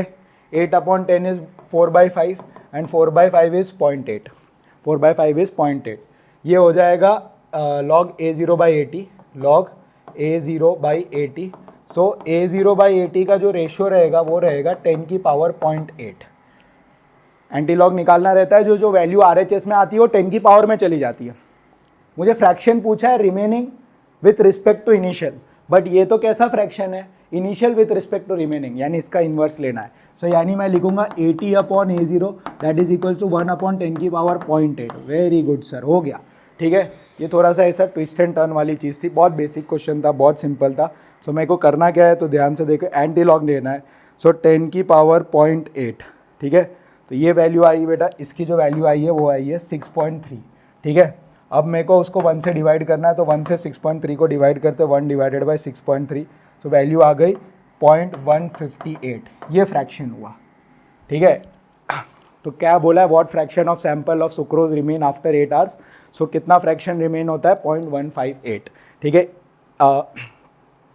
80/A0 करा ना, यानी इनिशियल के रिस्पेक्ट में रिमेनिंग कितना है, so 0.158, this is the fraction of sucrose that is remaining, okay.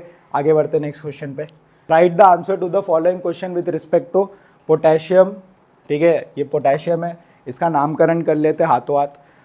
Ligand के अंदर जाएंगे तो अल्फ़ाबेटिकली में वाटर आता है, तो वाटर का नाम एक्वा रहता है, 2 है तो डाई एक्वा। C2O4 है, O2 नहीं है, C2O4 है, मतलब ऑक्जेलेटो है, तो ऑक्जेलेटो, तो डाई ऑक्जेलेटो। और 3H2O है, तो नाम के पीछे हाइड्राइड आएगा, नाम के पीछे हाइड्राइड आएगा, ये ध्यान देना। लो, पहला क्वेश्चन ही नाम लिखने का है। तो नाम क्या होगा, पोटेशियम, ठीक है। लिगेंड में आ गए, और क्रोमियम नहीं लिखेंगे, क्रोमेट लिखेंगे, 8, क्यों, क्योंकि जो स्पीयर है वो नेगेटिव है, स्पीयर जो है वो नेगेटिव है। तो पोटेशियम, लिगेंड के नाम पे आ जाओ, लिगेंड का नाम अल्फ़ाबेटिकली करना है। सो डाई एक्वा, और C2O4 मतलब ऑक्जेलेटो, तो डाई ऑक्सलेटो, ठीक है। उसके बाद Cr का नाम क्या होता है, क्रोमेट, और ऑक्सीडेशन नंबर ढूंढना है बेटा। पोटेशियम पे +1 चार्ज होगा तो स्पीयर पे -1 होगा, सो X प्लस वाटर पे 0 चार्ज होता है, 2 लोग हो तो भी कोई फर्क नहीं पड़ रहा। C2O4 पे -2 चार्ज होता है, -2 वाले 2 है, ओवरऑल चार्ज -1 हो गया, x -4 इक्वल्स टू -1, तो x की वैल्यू +3 हो गया, यानी क्रोमेट में 3 हो जाएगा और नाम के पीछे सिंपली हाइड्रेट आ जाएगा। हाइड्रेट क्यों आ रहा है, क्योंकि वाटर मॉलिक्यूल उससे जुड़ा है। अगर आपने हाइड्रेट नहीं लिखा है तो नंबर नहीं मिलेंगे, जाओ कुछ भी कर लो। तो potassium di aqua di oxalato chromate 3 hydrate, ये पूरा नाम हो गया। स्टेट द कोऑर्डिनेशन नंबर, तो कोऑर्डिनेशन नंबर क्या रहेगा बेटा, कोऑर्डिनेशन नंबर वो नंबर रहता है कि जितने लिगेंड्स जुड़े हैं। लिगेंड्स तो सर 2 और 2 4 ही जुड़े, तो कोऑर्डिनेशन नंबर 4 होगा। लिगेंड्स कितने लोन पे डोनेट कर रहे हैं, सो वाटर 1 दे रहा है तो 2 वाटर 2 देगा, क्रोमेट अकेले 2 देता है, 2 × 2 4, 4 और 2 6, यानी कोऑर्डिनेशन नंबर जो रहेगा वो 6 हो जाएगा। आगे बोलो, magnetic moment of metal, so magnetic moment हमें बताना है, तो क्रोमियम का ऑक्सीडेशन स्टेट हमें पता चला +3 है, क्रोमियम का एटॉमिक नंबर 24 होता है, फिलिंग थोड़ा अलग तरीके से होता है, 3D1 और सॉरी नॉट 3D1 4s1, ठीक है, 4s1 और 3D5 के केस में रहता है, बिल्कुल याद है बेटा, हाफ फील्ड स्टेबल कॉन्फ़िगरेशन रहता है। होना क्या चाहिए था 4s2 और 3D4, बट ऐसा नहीं होता, 4s1 और 3D5 हो जाता है। 3a मतलब इधर से 1 गया और इधर से 2 गए, तो यानी 3D3 बचा, यानी अनपेड इलेक्ट्रॉन 3 है। अनपेड इलेक्ट्रॉन जो इसके पास प्रेजेंट है वो एग्जैक्टली 3 है बेटा। तो मैग्नेटिक मोमेंट मतलब mu is equals to √n × n+2 की वैल्यू से अगर मैं कैलकुलेट करूंगा तो √3 × 3+2 करना है, तो 3+2 कितना हुआ बेटा 5 × 3 करेंगे, सो ये दिस विल बी 15 √15, और यूनिट क्या हो जाएगी BM। यूनिट मत लिखना भूलना, थ्योरेटिकल में यूनिट लिखना मत भूलना, बोर मैग्नेटॉन यूनिट आएगी, ठीक है। तो ये भी हो गया, फर्स्ट भी हो गया। State the filling of electron in d orbital according to CFT, तो CFT आपको पता होना चाहिए, डीजनरेटेड ऑर्बिटल्स होते हैं वो स्प्लिट हो जाते हैं, ऑक्टाहेड्रल कॉम्प्लेक्स है, ऊपर वाला सेट Eg बनता है, नीचे वाला सेट कौन सा बनता है बेटा T2G बनता है। पहले 3 इलेक्ट्रॉन में तो स्ट्रॉन्ग फील्ड लिगेंड और वीक फील्ड लिगेंड का कोई केस ही नहीं आता है। इसके पास d ऑर्बिटल में कितने इलेक्ट्रॉन है 3, तो तीनों के तीनों इलेक्ट्रॉन नीचे में जाएंगे, तो फीलिंग क्या हो जाएगी T2G3 Eg0, ऐसे लिख के दिखाना है, ऐसे करके बताओ एग्जाम में, ऐसे करके बताना है आपको। अगर डायग्राम बना के छोड़ दोगे एग्जामिनर नंबर काटेगा T2G3 Eg0, क्योंकि 12th लेवल पे ये लिखना आना चाहिए हमें। ये भी हो गया भाई। स्टेट द ऑप्टिकल आइसोमर्स, तो 2 आइसोमर्स बनेंगे, सिस और ट्रांस। कैसा बनेगा स्ट्रक्चर आप बता ही सकते हो मुझे, Cr, ठीक है, कोऑर्डिनेशन नंबर 6 है। तो पहले आप ऑक्सलेटो आयन को OX को ऐसे रख दो, ठीक है, OX, ठीक है, ऐसे OX, ये बाइडेंटेड लिगेंड ऐसे जुड़ते हैं, और वाटर ऊपर और नीचे। तो ये कौन सा आइसोमर हो गया बेटा -1 स्टेट के साथ, क्योंकि उसके ऊपर स्पीयर पे -1 चार्ज है, तो ये कौन सा आइसोमर हो गया, ट्रांस आइसोमर हो गया, क्योंकि वाटर एक दूसरे के आमने सामने। फिर दूसरे केस में आपको क्या करना है, मैं यहाँ पे थोड़ा सा रफली बना देता हूँ, ठीक है। क्रोमियम है ना, तो ऑक्सलेटो को तो एक ऑक्सलेटो को तो इधर ही रखो, एक ऑक्सलेटो इधर की तरफ से रख दो, और वाटर एक दूसरे के रिस्पेक्ट में यहाँ पे कितने एंगल पे प्रेजेंट है 90 डिग्री, तो ये कौन सा आइसोमर बन गया बेटा, सिस आइसोमर बन गया। ऐसा क्वेश्चन ये पिछले साल का ही है, आ सकता है, पूरी हिस्ट्री बतानी होगी, ठीक है। तो हिस्ट्री बनानी भी है हमको, बनाएंगे कब, जब हम ऐसे टाइप के क्वेश्चन बना सकते हैं। सो अपनी लाइफ में हिस्ट्री बनाना है कल के पेपर में, तो बताना पड़ेगा। क्या बोला गया है, FeCN6-4 और FeH2O6+2 are different in colour in dilute solution. So colours का चेंज इसीलिए आता है क्योंकि नंबर ऑफ अनपेड इलेक्ट्रॉन्स या तो स्पीसी पैरामैग्नेटिक हो जाती है तो डाईमैग्नेटिक हो जाती है। जैसे वहाँ पीछे अनपेड इलेक्ट्रॉन्स प्रेजेंट थे, सो वो पैरामैग्नेटिक स्पीसी थी, कलर शो करेगी। डाईमैग्नेटिक स्पीसीज़ में कलर भी नहीं शो कर रहे होते हैं। सो हमें सिंपली ये चेक करना है कि क्या केस है। CN जो रहता है वो स्ट्रॉन्ग फील्ड लिगेंड रहता है। स्ट्रॉन्ग फील्ड लिगेंड केस में पेयरिंग हो जाती है, अनपेड इलेक्ट्रॉन्स जो d ऑर्बिटल में प्रेजेंट रहते हैं। तो चेक करते हैं कि क्या कैसा कलर फॉर्म कर रहा होगा। नंबर ऑफ अनपेड इलेक्ट्रॉन्स के केसेस में भी चीज़ें बदल जाती है। Fe का खुद का नंबर 26 रहता है। पहले तो उसका ऑक्सीडेशन स्टेट ढूंढ लेते हैं। x -6 equals to -4, so x की वैल्यू +2 हो जाएगी। सो उसका फीलिंग जो रहता है नॉर्मल Fe का वो रहता है आर्गन 4s2 3d 6 रहता है, 2 चले गए यानी 3D 6 ही रहा। 3D 6 का मतलब क्या हुआ बेटा, 1 2 3 4 5, ठीक है, एक घर ज़्यादा ही बन जा रहा है यार बार बार, ठीक है। और ये छठवा हो गया, ये इसके साथ पेयर करेगा, ये इसके साथ पेयर करेगा। सो यानी VBT के केस में आपको पेयरिंग का, स्ट्रॉन्ग फील्ड लिगेंड का इफेक्ट कैसा देखने को मिलेगा, कुछ ऐसा देखने को मिलेगा। 2 घर खाली हो जाएंगे ना, ये इसके घर में चला जाएगा, ये इसके घर में चला जाएगा, 2 घर खाली चले, डाईमैग्नेटिक स्पीसी हो गया। डाईमैग्नेटिक स्पीसी मतलब कलरलेस हो गया।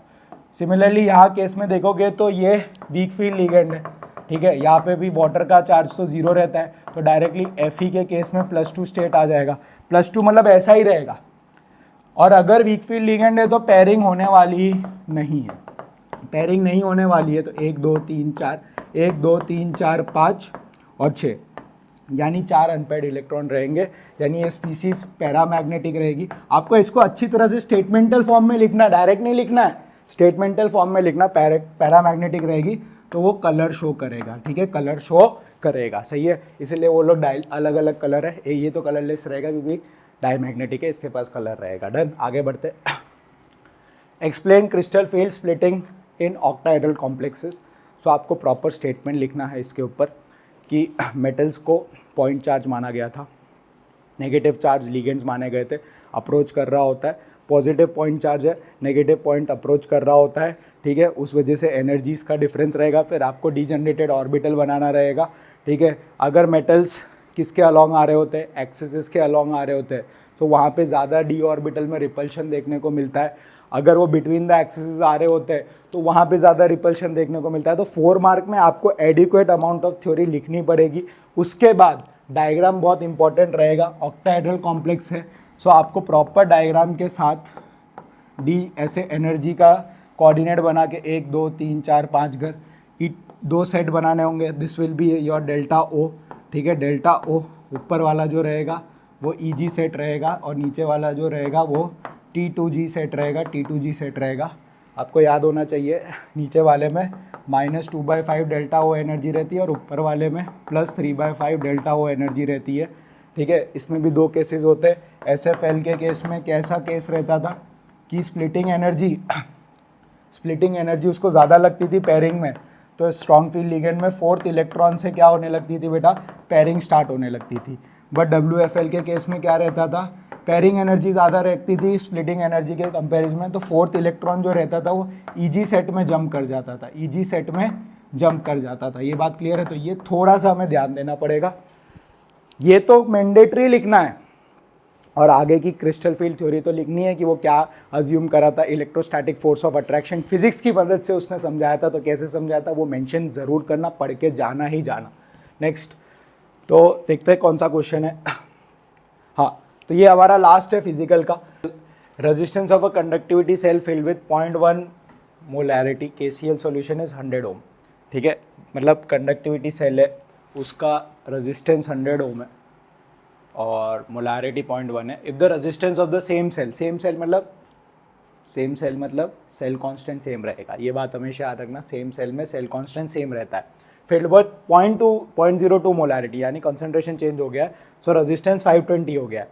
Calculate the conductivity and molar conductivity, पहले तो कंडक्टिविटी ढूंढना है, उसके बाद मोलर स्वाभाविक सी बात है, पहले कंडक्टिविटी आएगा उसके बाद ही हम मोलर कंडक्टिविटी ढूंढ पाएंगे। 0.02 मोलैरिटी सॉल्यूशन वाले की। If the conductivity of this much is this, kappa की वैल्यू 0.1 मोलर वाले की दे रखी है। कोई टेंशन नहीं है, कोई भी टेंशन नहीं है, एकदम इजी क्वेश्चन है, पर इसको स्टार मार्क कर लो। क्या मार्क कर लो? स्टार मार्क कर लो, बहुत काम आएगा, ठीक है। थोड़ा लाल लाल देख के ना थोड़ा सा अलग लग रहा है, कुछ कलर चेंज करते हैं, ठीक है। ब्लू कलर पे ब्लैक ही रेडी है, ठीक है। स्टार्ट करते। तो पहले तो मैं पॉइंट के केस 1 की बात करता हूँ। तो केस 1 में मैं देख रहा हूँ 0.1 मोलर सॉल्यूशन का क्या क्या दे रखा है। सो उसका रेजिस्टेंस दे रखा है, दैट इज़ 100 ओम दे रखा है।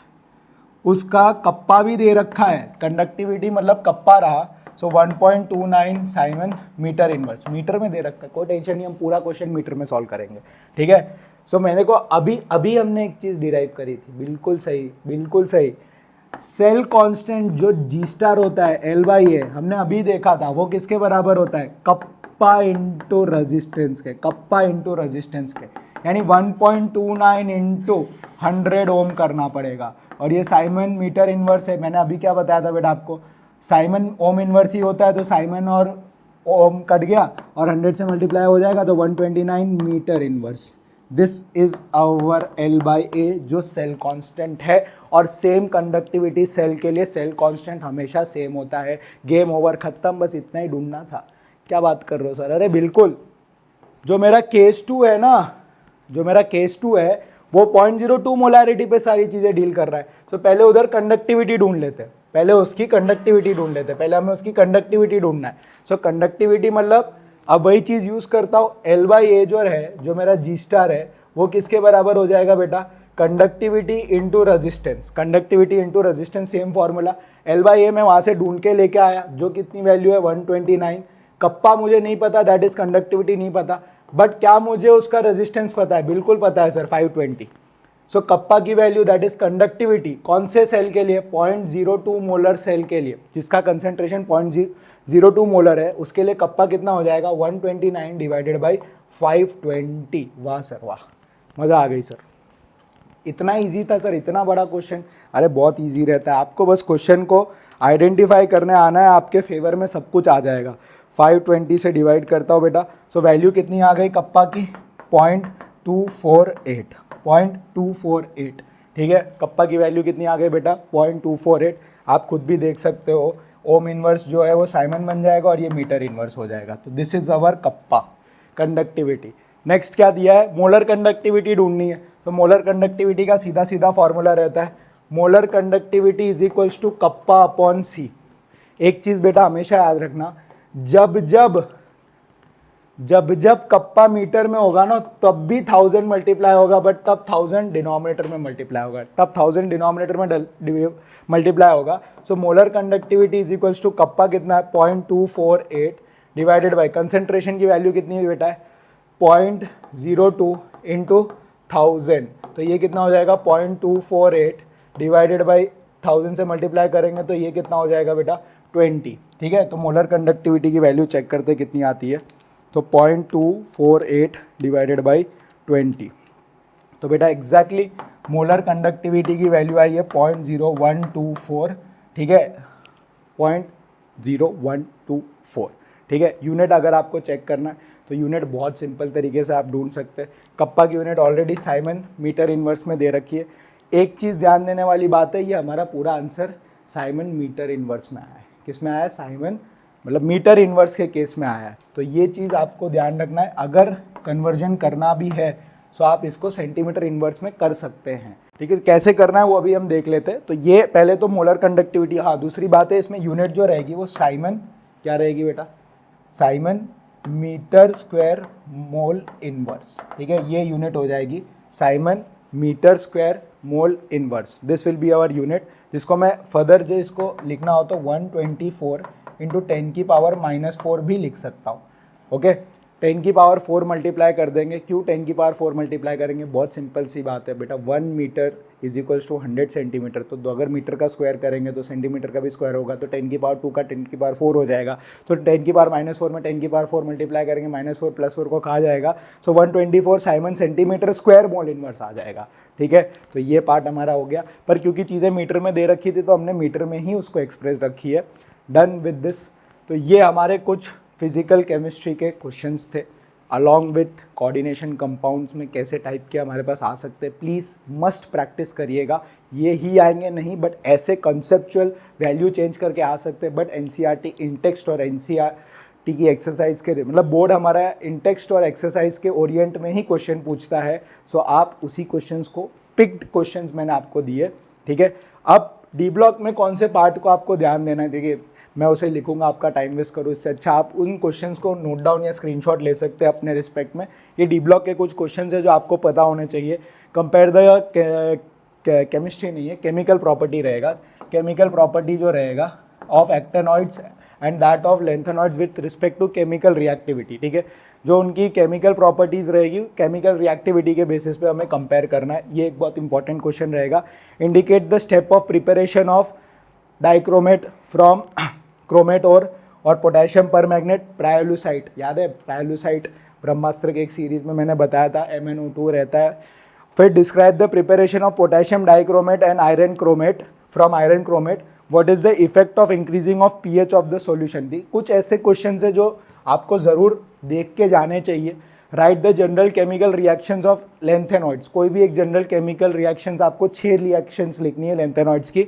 Next describe the oxidising action of potassium dichromate with respect to ionic compound. ये रिएक्शंस, ये 3 लोगों पे आयोडीन, आयरन और H2S, वो रिएक्शंस हमें लिखनी है properly along with balanced reaction acidic medium में या बेसिक मीडियम में। हालांकि क्या बोला गया है कौन से मीडियम में, किसी भी मीडियम में आप लिख सकते हो, प्रेफरेबली एसिडिक मीडियम में आप उस चीज़ को मेंशन कर लेना। Describe the preparation of potassium परमैग्नेट and how the acidified परमैग्नेट solution react with iron, SO2, oxalic acid. Oxalic acid हम लोग देखते हैं, ऑक्सैलिक एसिड को वो कार्बन डाइऑक्साइड में कन्वर्ट कर लेता है। And right the equations, equations तो लिखनी बहुत ज़रूरी है। सो ये कुछ डी ब्लॉक के रिएक्शंस है जो आपको करनी है, करके जाओगे 6-7 तो आपको ज़रूर 1-2 तो हिट हो ही जाएगी, ठीक है। ध्यान देना, इस तरीके ना उस तरीके से आ ही जाएगा। How would you account for the following cheese of the D4 species Cr+2 is strongly reducing while Mn is strongly oxidizing। ये हमें स्टेट करना है, गिव रीजन टाइप क्वेश्चन है। Cobalt+2 is stable in aqueous solution but in presence of compiling agent it is easily oxidized। The D1 configuration is very unstable in ions। ठीक है, so ये हमारे कुछ क्वेश्चन है। I hope आपने screenshot ले लिए होंगे, उनको प्रैक्टिस करना, ठीक है। कल पेपर है पर आपका कॉन्फिडेंस एकदम हाई होना चाहिए। पूरे साल आपने पढ़ाई करी है, नहीं भी करी है तो सेशंस अगर आपने जुड़े होंगे तो इतनी तो करी है कि आपको कोई डर होना नहीं चाहिए, ठीक है। वावाजोड़ू का सेशन मॉर्निंग में जाने से पहले ज़रूर देखिएगा। टॉप 100 क्वेश्चंस हमने पिक करे हैं जो आपको बहुत ज़्यादा हेल्पफुल रहेंगे, ठीक है। ऑल द बेस्ट स्टूडेंट्स, इसको प्रैक्टिस करिएगा क्वेश्चन को। मिलते हैं नेक्स्ट वीडियो में।